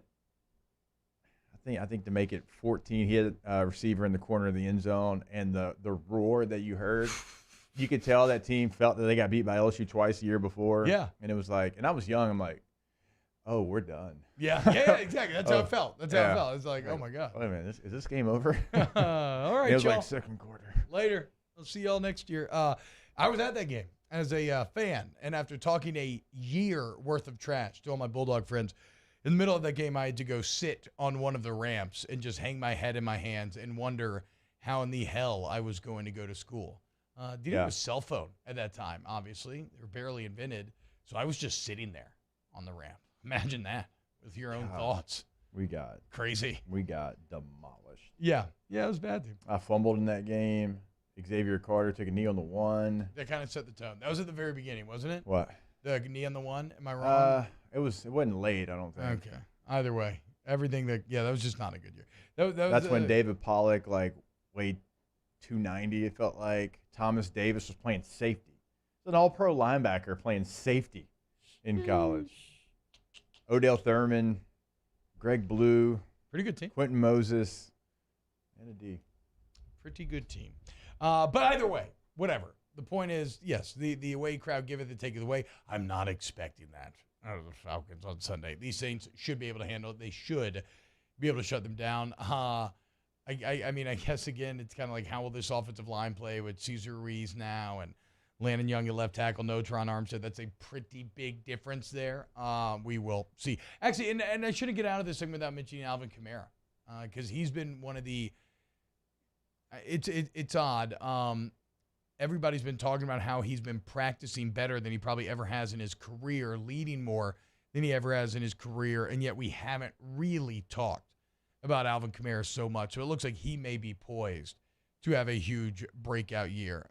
Let's go, Sir Jameis. Coach O was in Arkansas meeting with the Little Rock Touchdown Club. Is that our boy Basil, by the way, up there with him? I couldn't quite tell. It is. Basil, okay, yeah. Hell yeah, dude. I feel like there's a lot of money in that room. which maybe it's one of makes the, a so lot it's of one of the sense. it's It's one like of a the, very nice looking touchdown club. It's one of the biggest. It might be the biggest like touchdown club, and Okay. a lot of cities have these, and certainly in the SEC, they're still a big thing. And it's not like here we have kind of the gridiron clubs where it's LSU only, and Little Rock, and there's another one, I think Birmingham. They bring just SEC people to their touchdown clubs. It doesn't have to do with necessarily that team that's local. Well, Coach O was at Little Rock Touchdown Club, and I mean, this man is loving life, dude. Here is Coach O speaking with Basil and the Arkansas faithful. I'm so grateful of my time for LSU. That was my opportunity. You know, coaches got a shelf. Some coaches got 50 years. Some coaches got 12. Mine was 6. Good. I got to tell you, we had a meeting. Say, Coach, things are not going well. No shit. Ray Charles can see that, brother.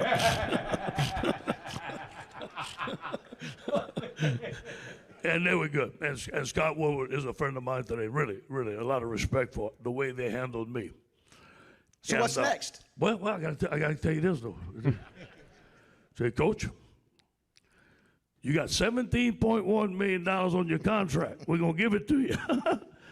I said, what time you want me to leave and what door you want me out of, brother?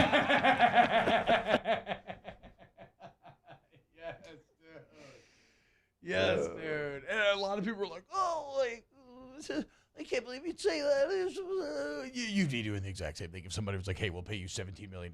And he didn't. And he didn't go away. Like he stayed throughout the regular season. Yeah, they beat Texas A&M on his last game. Yeah. So he was having some fun with it. The no crap line is also fantastic. Actually, let's play it one more time. The most fantastic part about it, reset it, boys. And by the way, Mario and Dan are doing a great job here to edit out the curse, and they have to time it up to play the video and audio at the same time. Nice teamwork, boys. But really focus in the chortle, the snort, the laugh after the Ray Charles joke. Here we go. Hit again. I'm so grateful of my time for LSU. That was my opportunity. You know, coaches got a shelf. Some coaches got 50 years. Some coaches got 12. Mine was 6. Good. I got to tell you, we had a meeting. Say, Coach, things are not going well. No shit. Ray Charles can see that, brother.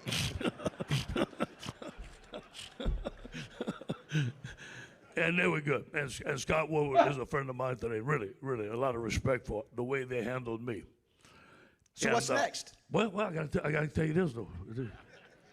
Say, Coach, you got $17.1 million on your contract. We're going to give it to you. I said, what time you want me to leave and what door you want me out of, brother? Hell yeah, dude. Maybe we all be so lucky that our employer will tell us you have $17 million left. And yeah, we're going to give it to you. You know what else I did like about that, though, all jokes aside, is I felt like it was very self-aware, and he's not really sitting here making excuses or anything. He straight up said coaches had to have a shelf life, and like I had reached mine. So it feels like he's being pretty objective and saying like, yeah, man, like he said, it was not going well. Okay. Right. And it was still great. I love LSU. It was awesome when it was going well. But it kind of is what it is, man. And now getting to walk away. See Coach again? I actually don't think so, man. I thought so at first. That video kind of changes or just over time? I've talked to, well, I mean, I don't know. A little bit of overtime. I've talked to a couple people. It just seems like does that look like a man who wants to get back into that? No. That coaching grind? No. Not in this video. He does not sound like a man that does, right? You get to see your boys more. $17 million coming your way. Speaking engagements. Like we said, there's a lot of money in that room. Little Rock pays you because he's not showing up there because he likes Basil. He probably does like Basil. Who doesn't like Basil? I was about to say, he seems like a coach or a guy. But he got paid for that appearance. But yes, speaking engagements, all of that. Like, yes. No, man, I think he probably rides this thing off. And in the sunset, and see, that is the O that I'm talking about, where it's like, if you wanted somebody to maybe replace like Lee Corso on game day, which, by the way, Pat McAfee's joining game day. We can talk about that more a bit later. But like, if you wanted somebody to replace Lee Corso, it feels like if you can get that O, a kind of honest, more funny, unfiltered O. It could maybe be something there. But then again, maybe he wouldn't even want to do that, right? Like, you don't even really have a lot of travel, but also this is not something we talked about, but there's a part of him for sure because he's human, and he's probably feeling a little bit like when he looks at Sunday night's game, right? Absolutely. Like the meme where the guy's drinking out of the cup and he's kind of side-eyeing, like, okay, dude, whatever you say. Okay, I thought it was all supposed to be fixed. What? Yeah. Huh? Discipline problems? Bad fundamentals? Thought that was me? Huh? All right. Okay, dude. And I get it. You're going to be like, okay, Bobby, I love it. It's not a bad spot. Okay, relax. I'm just saying, of course, you're going to feel a little like, I hate to see it. Hate to see it. And he's just wiping tears with money. Wow, you hate to see it, man. Shout out to Coach O. And by the way, make no mistake, this is the beginning of his becoming beloved by LSU fans again tour. Right? Like that process has already started. I was wondering that as we were playing. You're seeing it more and more. As we were playing that because. I mean, look at the comments. Obviously, when we had our reunion, our 10-year reunion, Coach Miles was back. I wasn't quite sure. I'm like, okay, what's this going to be like? Because you got, people obviously took a lot of shots at Les there at the end. And, I mean, there were some people here at this station that if they had like an inch, they were going to take a mile to take a shot at Les there when he wasn't coaching LSU anymore. I was like, oh, what's it going to be like? Is it going to be like, are they going to cheer? And they did. I mean, they cheered extremely loud in 2017. Time does heal. Then you reflect on the good times. You remember the championships. Yep. And obviously, look, you can't take what LSU did in 2019 away. It's never going away. It's the greatest college football team of all time. And so the LSU fan base already loved the man. They loved him as a coach there. And obviously, he got sour towards the end. But, yeah, when he goes back, whenever they have in 2029, when they have their 10-year reunion, he's going to hold up that trophy, and the place is going to go crazy. Go crazy. Absolutely crazy. Crazy. He will be much more beloved. And it should. Than Les Miles was, even without the Miles scandal, right? Like, obviously, that taints everything.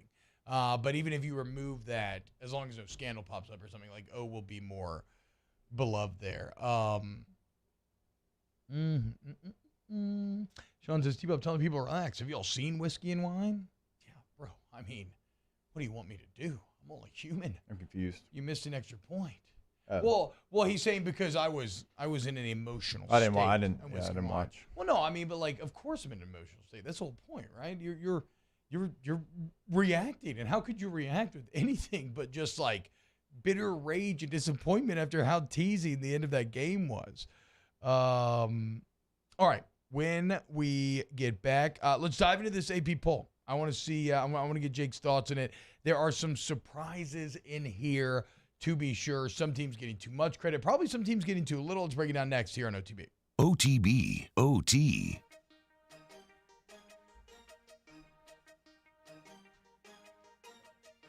Go to allstartoyotabatonrouge.com, All-Star Toyota of BatonRouge.com. Whether you're looking for a Sienna, Camry, whatever. I mean, you get it, right? These Toyotas, they stand the test of time. Excellent engineering, excellent resale value. And speaking of resale battles, there's never been a better time to sell your car and maximize your value. So if you've been thinking about getting into a new vehicle, go ahead and trade your old one in at All-Star Toyota. Turn right back around. And whether you're looking to buy new, you're looking to lease, or maybe you just need like a rental for a few days. You want cheaper per day rental prices than traditional rental companies. It's all there for you off of Airline Highway. Yeah, no matter what you need, big, small, everywhere in between. If you're looking for a hybrid, if you're looking for a truck, I mean, they've got so many different options for you. And remember, buying certainly, leasing full fleets available. Also in the rental process, allstartoyotabatonrouge.com. Our listeners fire up their opinions on the jimsfirearms.net hotline at 499-1045. Keep listening for your next chance to shoot us your thoughts with the jimsfirearms.net hotline on 1045 ESPN Baton Rouge. At All-Star Toyota, you get it all. If you're in the market for an all-new Toyota vehicle, come see our friendly and knowledgeable sales team at All-Star Toyota. Located in Baton Rouge at the corner of Airline and Goodwood, we've been serving our community since 2005 by offering a large selection of new Toyota cars, trucks, and SUVs. Get behind the wheel of your dream car and take a test drive at All-Star Toyota today. I've been doing business with Luba for 25 years. They're dependable, trustworthy. It's just the attention to detail with our clients. Our folks have years and years of experience. They're highly trained professionals. But many companies have that asset. What I'd like to think makes Luba a bit different is that we use those talents in a way that truly is dedicated to serving the needs of the folks who depend on us.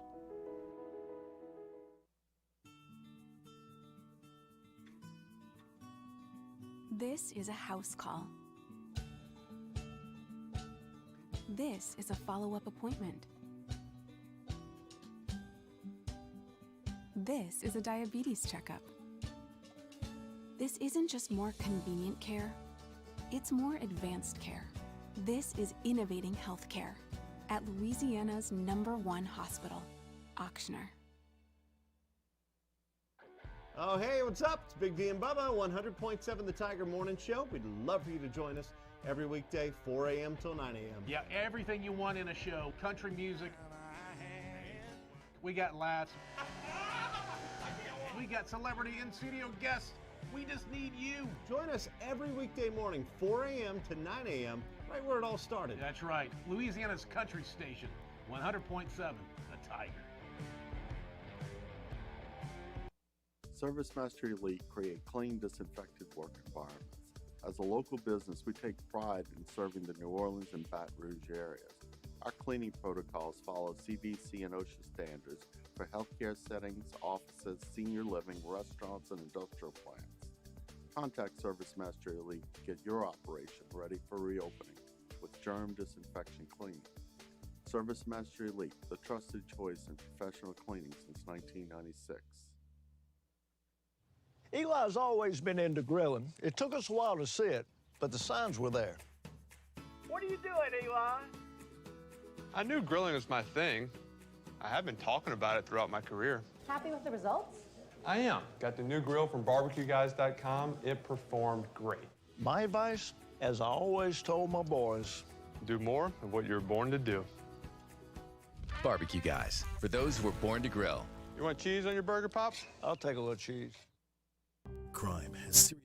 Moscona inviting you to join us for Wednesday's Hump Day AFR, presented by Pluckers. Former Saint Lance Moore will join us, and Russ Mitchell stops by.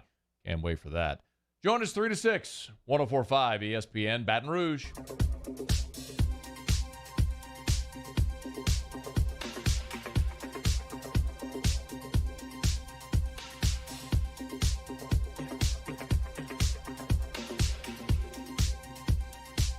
I saw the fire in your eyes. I saw the fire when I look into your eyes. You tell me things you want to try. OTB, OT, with Hester and T-Bob on 104.5 ESPN Baton Rouge and 94.7 ESPN Alexandria.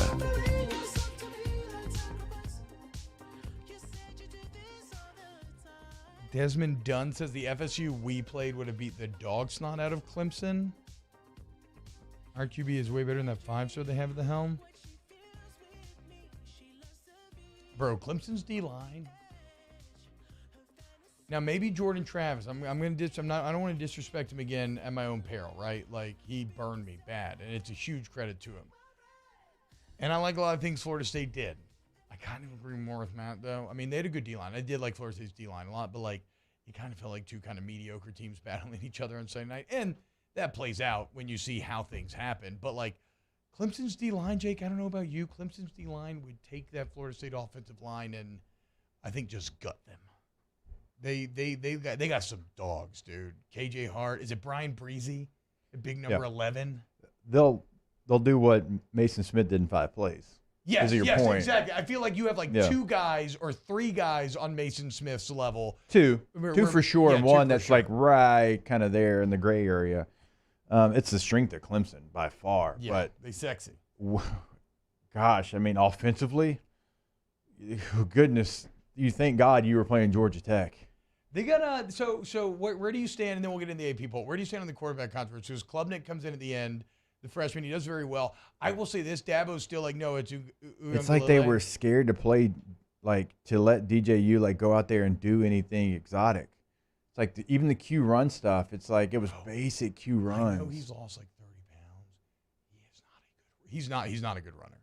It is very slow looking. Like it's like boom, boom, boom. But I feel bad in watching Uiagalelei. Like Shipley's a good running back. The defensive line, the front seven, really, really good. Clemson's going to be in every game they play in, but if they go against like a high-powered offense that can kind of scheme them and scheme away from that defensive line as far as going quick and quick hitters, they could. Hey, I'm not saying they're going to fall off a cliff. I mean, 10-3 last year, and everybody acted like they fell off that cliff, but that offense just did not impress me on Monday. I will say this: that that for if you're a Clemson fan and you're wondering about quarterback controversy. Just know this, like Dabo's still out there saying that no, DJ's the guy and that Klubnik is still the backup. But just know, like, this is fair to say on Dabo, right? If he believes Klubnik is the guy, he'll make the switch. He did it to Kelly Bryant with Trevor Lawrence, and he also did it, I think the guy's name was like Steve Holt or something. Remember, Deshaun Watson, it was the exact same situation. You had an incumbent starter, and they straight up replaced him. So it can definitely happen, but Klubnik's just got to go out and prove it. So but it's like, I guess that fan base has the peace of mind. This is what I'm getting at. They have the peace of mind of knowing that they're not going to leave DJ in out of pure stubbornness, because multiple times in the past they have gone with a guy that they viewed to be objectively better regardless of incumbent status. So what I mean by that is maybe don't get too married to what you saw out of Klubnik. Like, it looked good and it looked smooth, but somewhere along the line he's not doing enough to pass him up.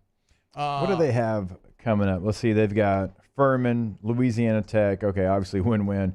At Wake Forest, now that Sam Hartman, that was big news yesterday. Sam Hartman cleared for football activities. Sorry, Mario, that Vanderbilt win total might have to be delayed a little bit. But at Wake Forest, September 24th, NC State at home on the 1st, and at Florida State the 15th. And the Syracuse game. Now, that game's at home. That's big because Syracuse is such a weird place to play. So they've got some games coming up that's going to be interesting. Yeah, Mario, dude. Why are you wishing ill on Sam Hartman? Oh, my goodness. That is so not what I meant. You sent the news of Sam Hartman being medically cleared with a gift that said, damn it. Yeah, you did. Excuse me for enjoying some dark humor in a group chat amongst my friends. I was like, man, can you imagine Sam Hartman? He's got blood clots, and he's so excited he gets cleared. This man Mario out here mad at him. Nah, dude, Mario's a real one, bro. Mario's a real one, okay? You wrong him. Yeah, dude, it's right. It's right with all the sociopathic tendencies that we always mess with Mario about. We knew he'd be back. Just didn't expect him for week 3 against Vanderbilt. I didn't know what it was. I didn't know if it was a heart condition, a regular heartbeat. And I had no idea. There were people whispering about like drugs and like rehab and stuff like that. Oh, like, no, I always knew.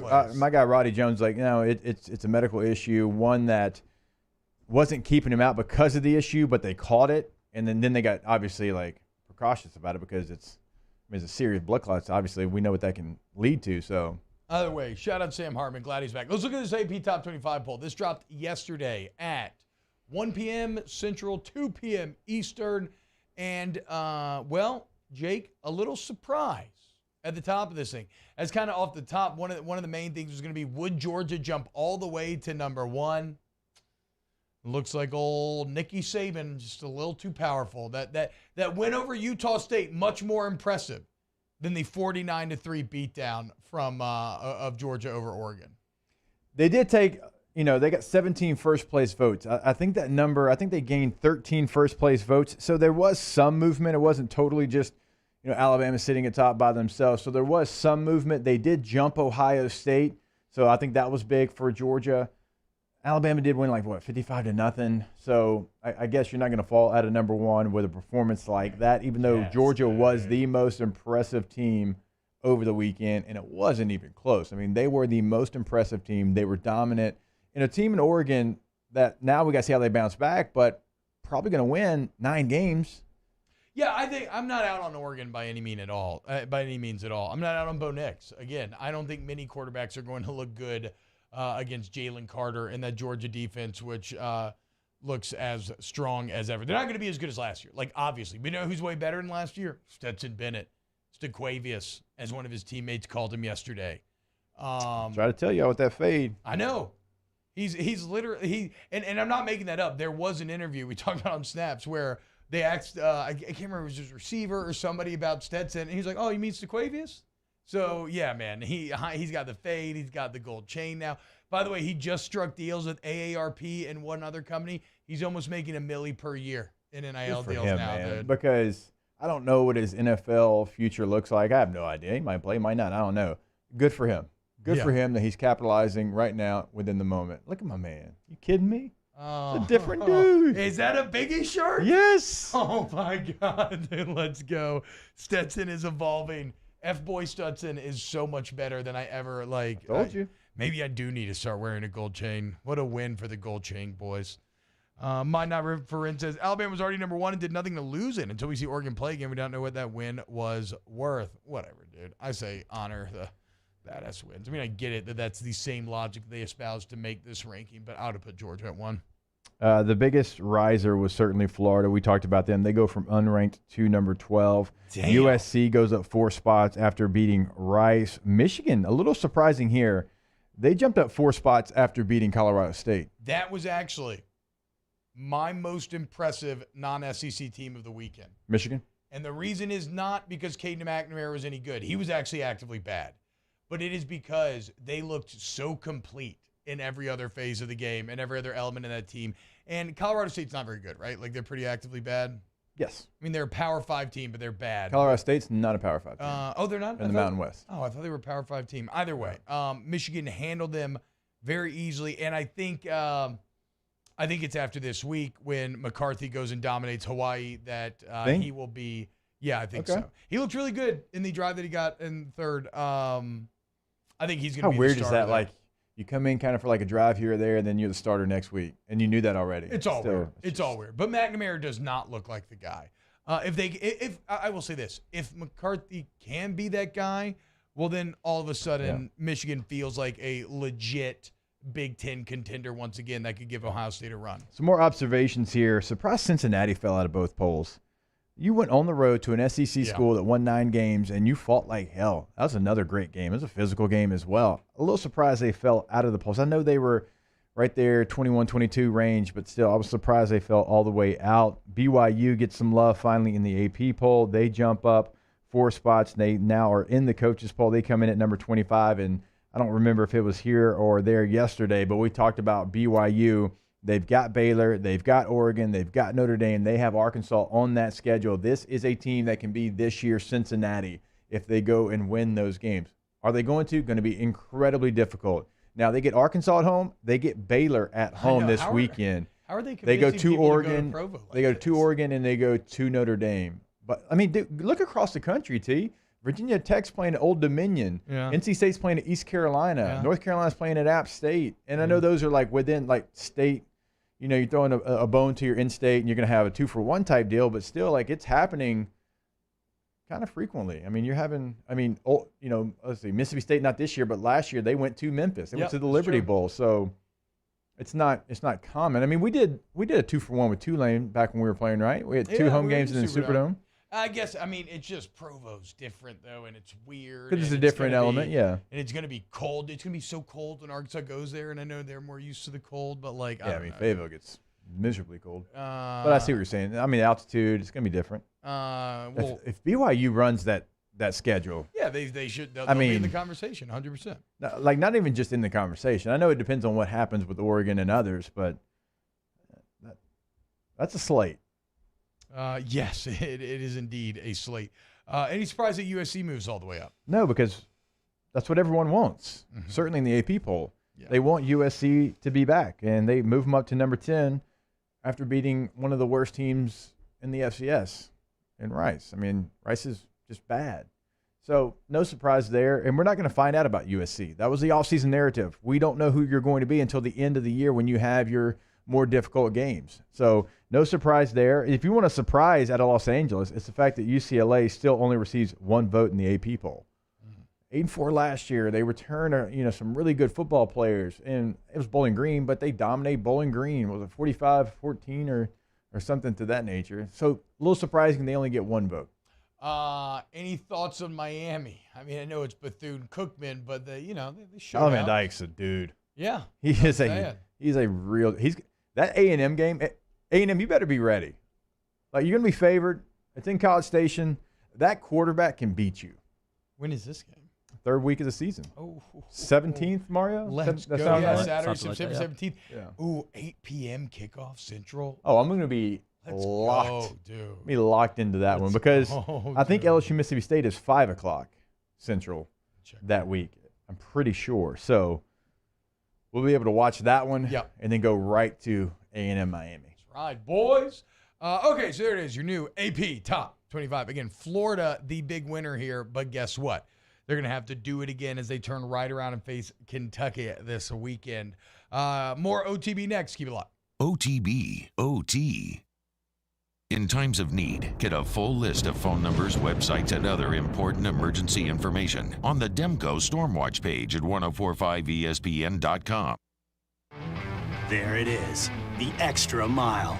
On the border of expected and extraordinary for those willing to go further.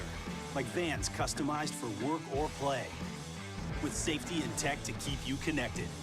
Supported by a 5-star sales, service, and finance team. And backed by the 1-star you know. So go the extra mile. It's never crowded because so few have what it takes to go there. Mercedes-Benz Vans.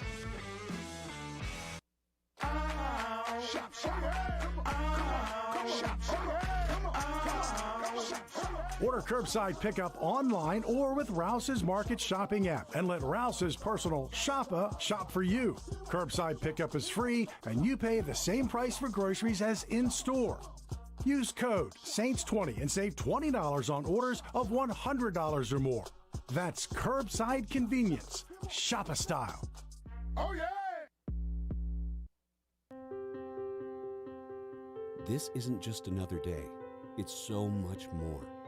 Kelly's life was put on hold when her auctioneer primary care doctor discovered a rare blood disorder. Her doctor connected her to an auctioneer care team of cancer, heart, and kidney specialists. With multiple primary care locations around Baton Rouge, same-day appointments, and online scheduling, we're relentless about keeping you healthy. Auctioneer Baton Rouge, innovating healthcare for Kelly. I'm Jay Ducote. I grew up learning how to cook at LSU tailgate parties and right in my own backyard. And I created JD's Louisiana products to bring that Louisiana flavor to you at home for your backyard cookout. JD's Louisiana barbecue sauce, Louisiana molasses mustard, spicy and sweet barbecue rub, and more are available at your local supermarkets or by logging on to jducote.com/shop. Put in promo code CST for 25% off at checkout. I've been doing business with Luba for 25 years. They're dependable, trustworthy. It's just the attention to detail with our clients. Our folks have years and years of experience. They're highly trained professionals. But many companies have that asset. What I'd like to think makes Luba a bit different is that we use those talents in a way that truly is dedicated to serving the needs of the folks who depend on us. This summer, meet Acura's heroes of performance.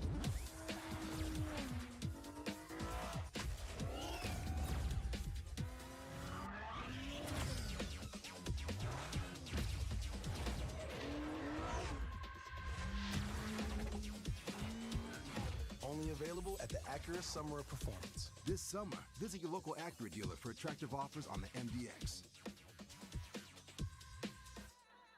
Gulf Coast Office Products is a nationally recognized Savin office equipment dealer based right here in Louisiana. Over 100 employees strong, Gulf Coast has the boots on the ground to support all vertical markets from education, engineering, legal, and finance. With the latest in office technology, from desktop to production segment units, Gulf Coast and Savin have the perfect fit for you. Call 225-756-2644. That's 756-2644 for Gulf Coast Office Products. ServiceMaster Elite create clean, disinfected work environments. As a local business, we take pride in serving the New Orleans and Baton Rouge areas. Our cleaning protocols follow CDC and OSHA standards for healthcare settings, offices, senior living, restaurants, and industrial plants. Contact ServiceMaster Elite to get your operation ready for reopening with germ disinfection cleaning. ServiceMaster Elite, the trusted Presented by Bet Rivers. Wednesday, we're live from City Slice Pints and Pizza on Chime Street, just outside the north gates of LSU. Game time, 6 to 8 p.m., presented by Bet Rivers on 104.5 ESPN Baton Rouge.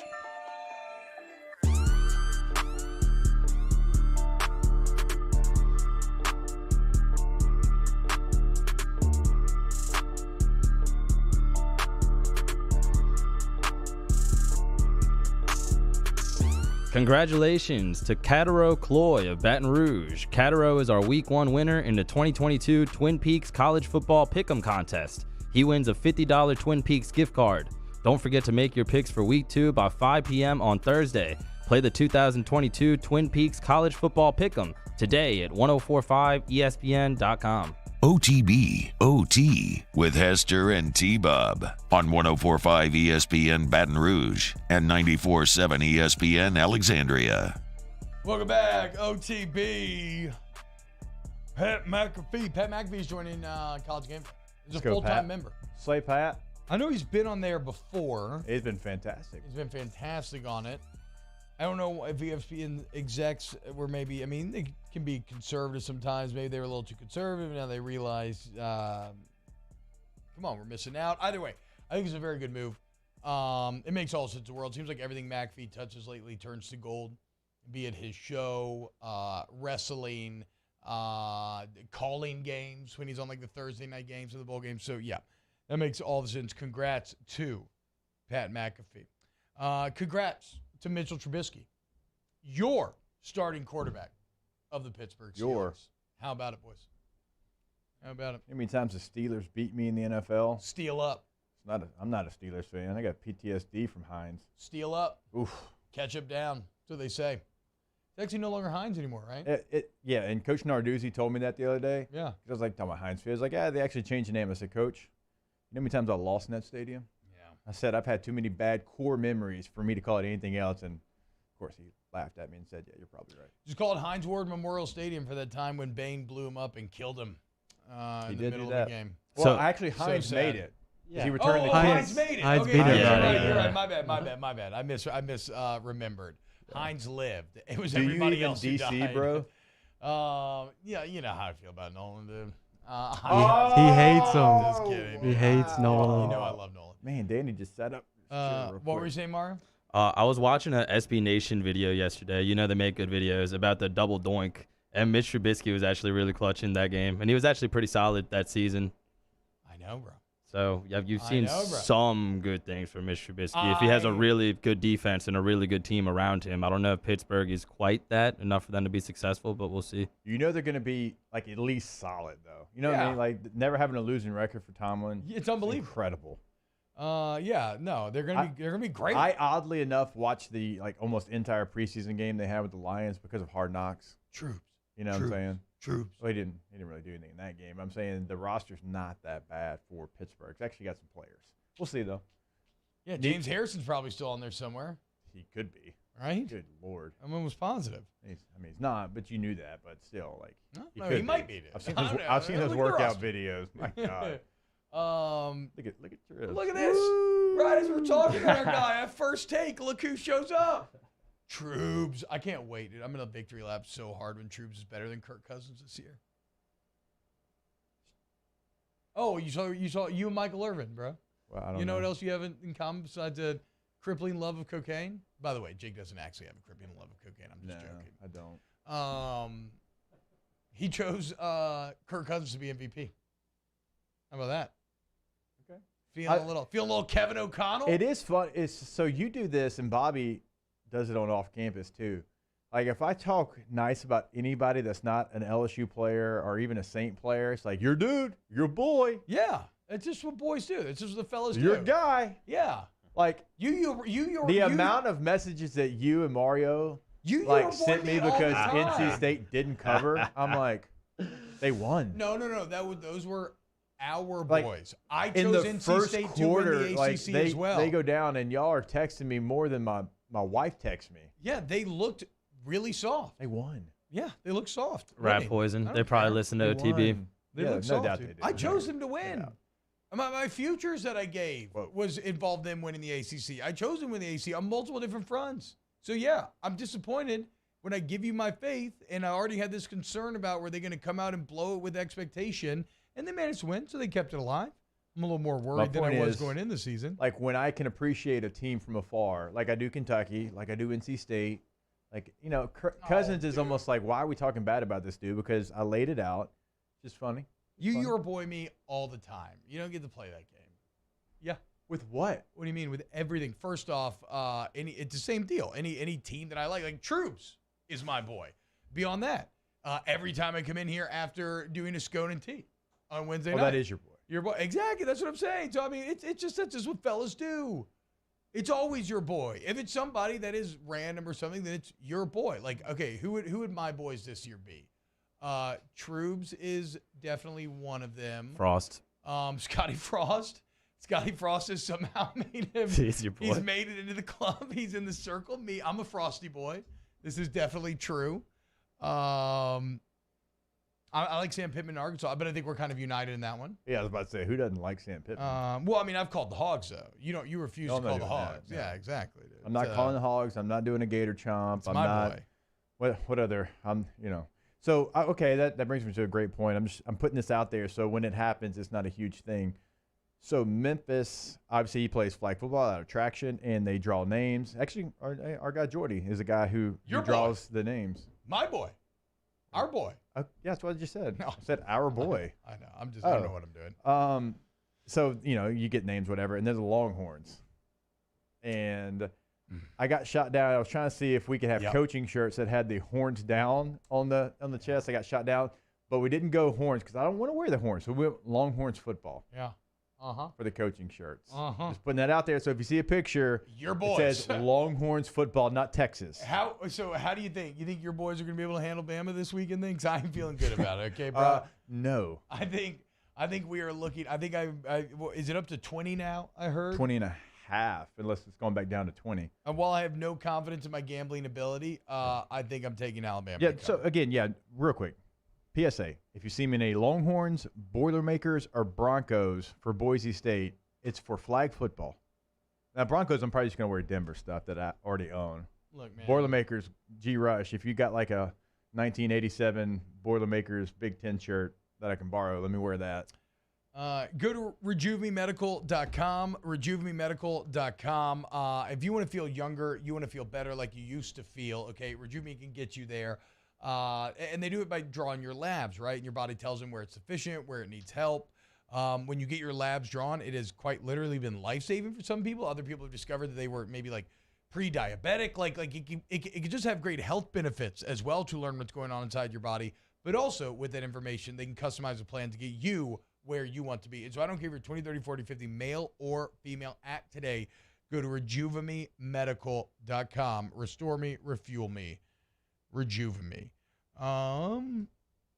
Stetson Bennett, my boy. We should do a boy draft where you get to choose which teams in the top 25 you love. By the way, this Saturday slate, another fantastic weekend. We can do it. We can 1 through 25, and we have a draft, and we go from oldest to youngest because that works out for me. Pick. And and then that's your boy for the rest of the year. South Carolina, Arkansas is going to be great at 11 a.m. this weekend. Looking forward to that. What do you think about South Carolina? I mean, because we talked about Georgia State. Oh my gosh, pet peeve. I just got almost like just triggered in that moment. Yeah, but they blocked 2 punts. Well, it's good though. Yeah, that's actually great. That's called a phase of the damn football game that you excel at. Well, it's Beamer ball. Yeah, exactly. Like his father made a coaching career off blocking kicks, and you're like, but if they don't block those 2 punts. Okay, well, the thing is you try to actually block the punts in the game. Oh, my God, it's like when a running back breaks a 70-yard run. He has 130 on the night. You take away that 70 yards. He only had 60 yards. Are we supposed to only run in 10-yard intervals? Yeah, no. Yeah, and like where Am I supposed to stop at 10? No, you're going to run 70 yards, and it's part of your rushing total. Yeah, and at that point, then you got to go through every rushing performance. You got to take out everybody's longest run. It's my biggest pet peeve in football when you're like, if you take out this or if you take out that, it's like that was a part of the game. Ooh. All right, when we get back, let's go ahead and close out today's show. OTB, OT. Go to Riverlands Insurance. Riverlands Insurance is one of the fastest growing insurance companies in the entire South, y'all. They are Louisiana's largest progressive dealer, Jake. They write a lot, okay? They have access to hundreds of different carriers. So the bottom line is, even if you think you're happy in your current insurance setup, whether you need home, auto, renters, vehicular, anything. Well, I guess auto and vehicular are the same thing, to be fair. They can do it both. They can do it both, okay? You want to call our guy, Thomas email. Okay, Jake, give him the number. 225-206-1517. And yes, that is the cell phone number. So when you call that, you don't have to get transferred. You don't have to ask to speak to Thomas because it's going to be Thomas on the other end of the phone. So whatever you have, and look, if you own a business, like it can be the biggest business in Baton Rouge, they can handle whatever you have going on, individual as well. My boy, Thomas email. Not your boy. I'm drafting. Well, I got his number, 225-206-1517, 225-206-1517. My boy. This week on DropBiscuit.com or wherever you listen to podcasts is our new series, Pops, the Louis Armstrong story. Pops is brought to you by New Orleans & Company. Check out NewOrleans.com and come visit New Orleans. I am Juliette, daughter of Marguerite, granddaughter of Gabriel Piera. I come from a line of strong women, women who knew struggle and success too. Still, I was scared by my breast cancer diagnosis, but I had Blue Cross coverage, which meant I got care from top doctors. I'm strong like my mother and her mother before her. The right card, the right care. There it is, the extra mile, on the border of expected and extraordinary, for those willing to go further, like vans customized for work or play, with safety and tech to keep you connected. Supported by a 5-star sales, service, and finance team. And backed by the 1-star you know. So go the extra mile. It's never crowded because so few have what it takes to go there. Mercedes-Benz Vans.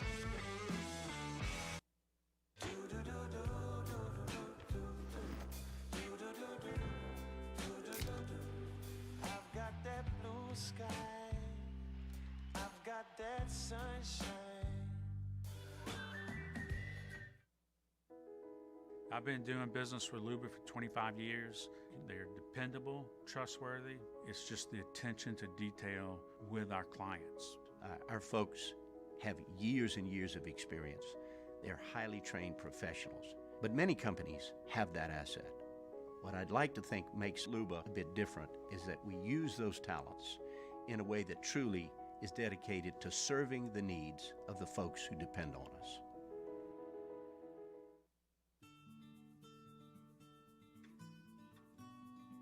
This is a house call. This is a follow-up appointment.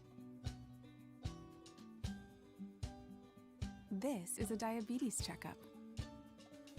This isn't just more convenient care, it's more advanced care. This is innovating healthcare at Louisiana's #1 hospital, Auctioner.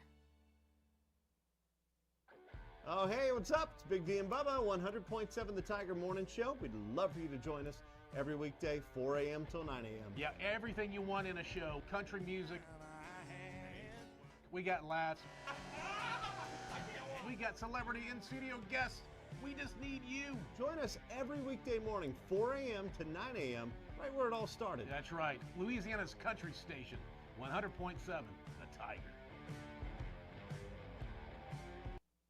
Gulf Coast Bank and Trust is giving our customers the power to bank anywhere, anytime during this challenging event. And we're right there with you. Our mobile banking app is a smart way to manage your money and time. Week 2 in the prep football season, and we get started Friday night at 6 with Louisiana Prep Preview, presented by the Baton Rouge Orthopedic Clinic. Catholic High and Warren Easton kick off at 7, immediately followed by the Lake Urgent Care Lake After Hours Louisiana Prep Scoreboard Show on YouTube, Your View, and 104.5 ESPN Baton Rouge.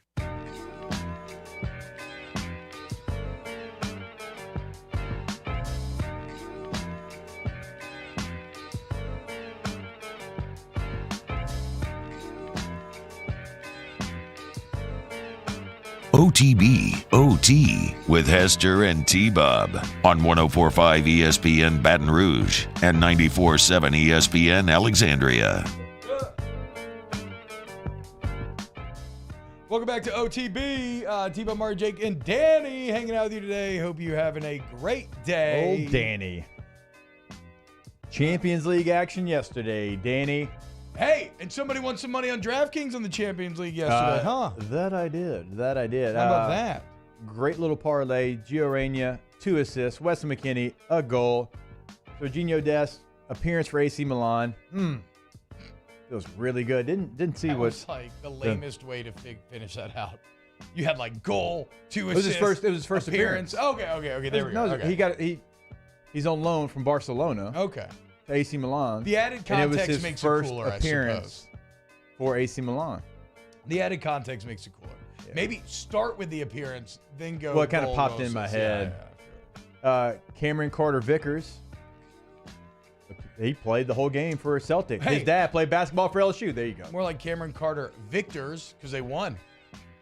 Did they win? They actually lost to Real Okay, Madrid. well, never mind. The point is, go to DraftKings and you too can gamble on the Premier League.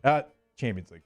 Okay, and Premier League. whatever, As dude. well. You can gamble on anything. Champions League taking place again today, by the way. DraftKings Sportsbook. 21 or older, physically present in Louisiana. Availability varies by parish. Eligibility restrictions apply. Minimum $5 deposit. See DraftKings.com/sportsbook for full terms. Licensee partner Golden Nugget Lake Charles. Gambling problem? Call 1-877-770-STOP. 7867. I don't have the chat product up, so I'm just going to remind you to drink a ton of Coors Light because it's awesome, delicious.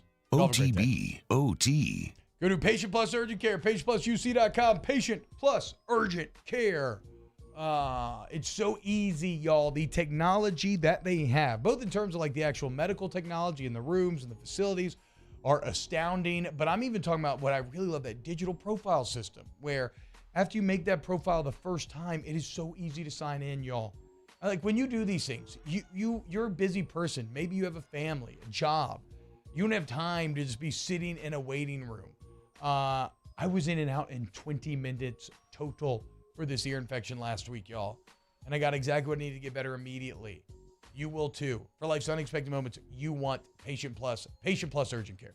Go ahead and you can book your appointment online if you know you've got something coming up, or walk-in's always welcome, like T-Bob's talking about. You walk in, you're out. It's get in and get better, the tagline, because they're going to get you in fast. You're going to be out fast. PatientPlusUC.com. Eli's always been into grilling. It took us a while to see it, but the signs were there. What are you doing, Eli? I knew grilling was my thing. I have been talking about it throughout my career. Happy with the results? I am. Got the new grill from barbecueguys.com. It performed great. My advice, as I always told my boys, do more of what you were born to do. Barbecue Guys, for those who were born to grill. You want cheese on your burger, Pops? I'll take a little cheese. Crime has serious consequences, but anyone can make a mistake. If you find yourself in trouble with the law, know that you have rights, and it's okay to demand them. The law offices of O.C. Brown are here to protect you and your rights. Felony or misdemeanor, DUI or drug charge. No matter what crime you're accused of, you still have rights. Let the law offices of O.C. Brown uphold them. Call 225-343-1111. Your law firm for a lifetime.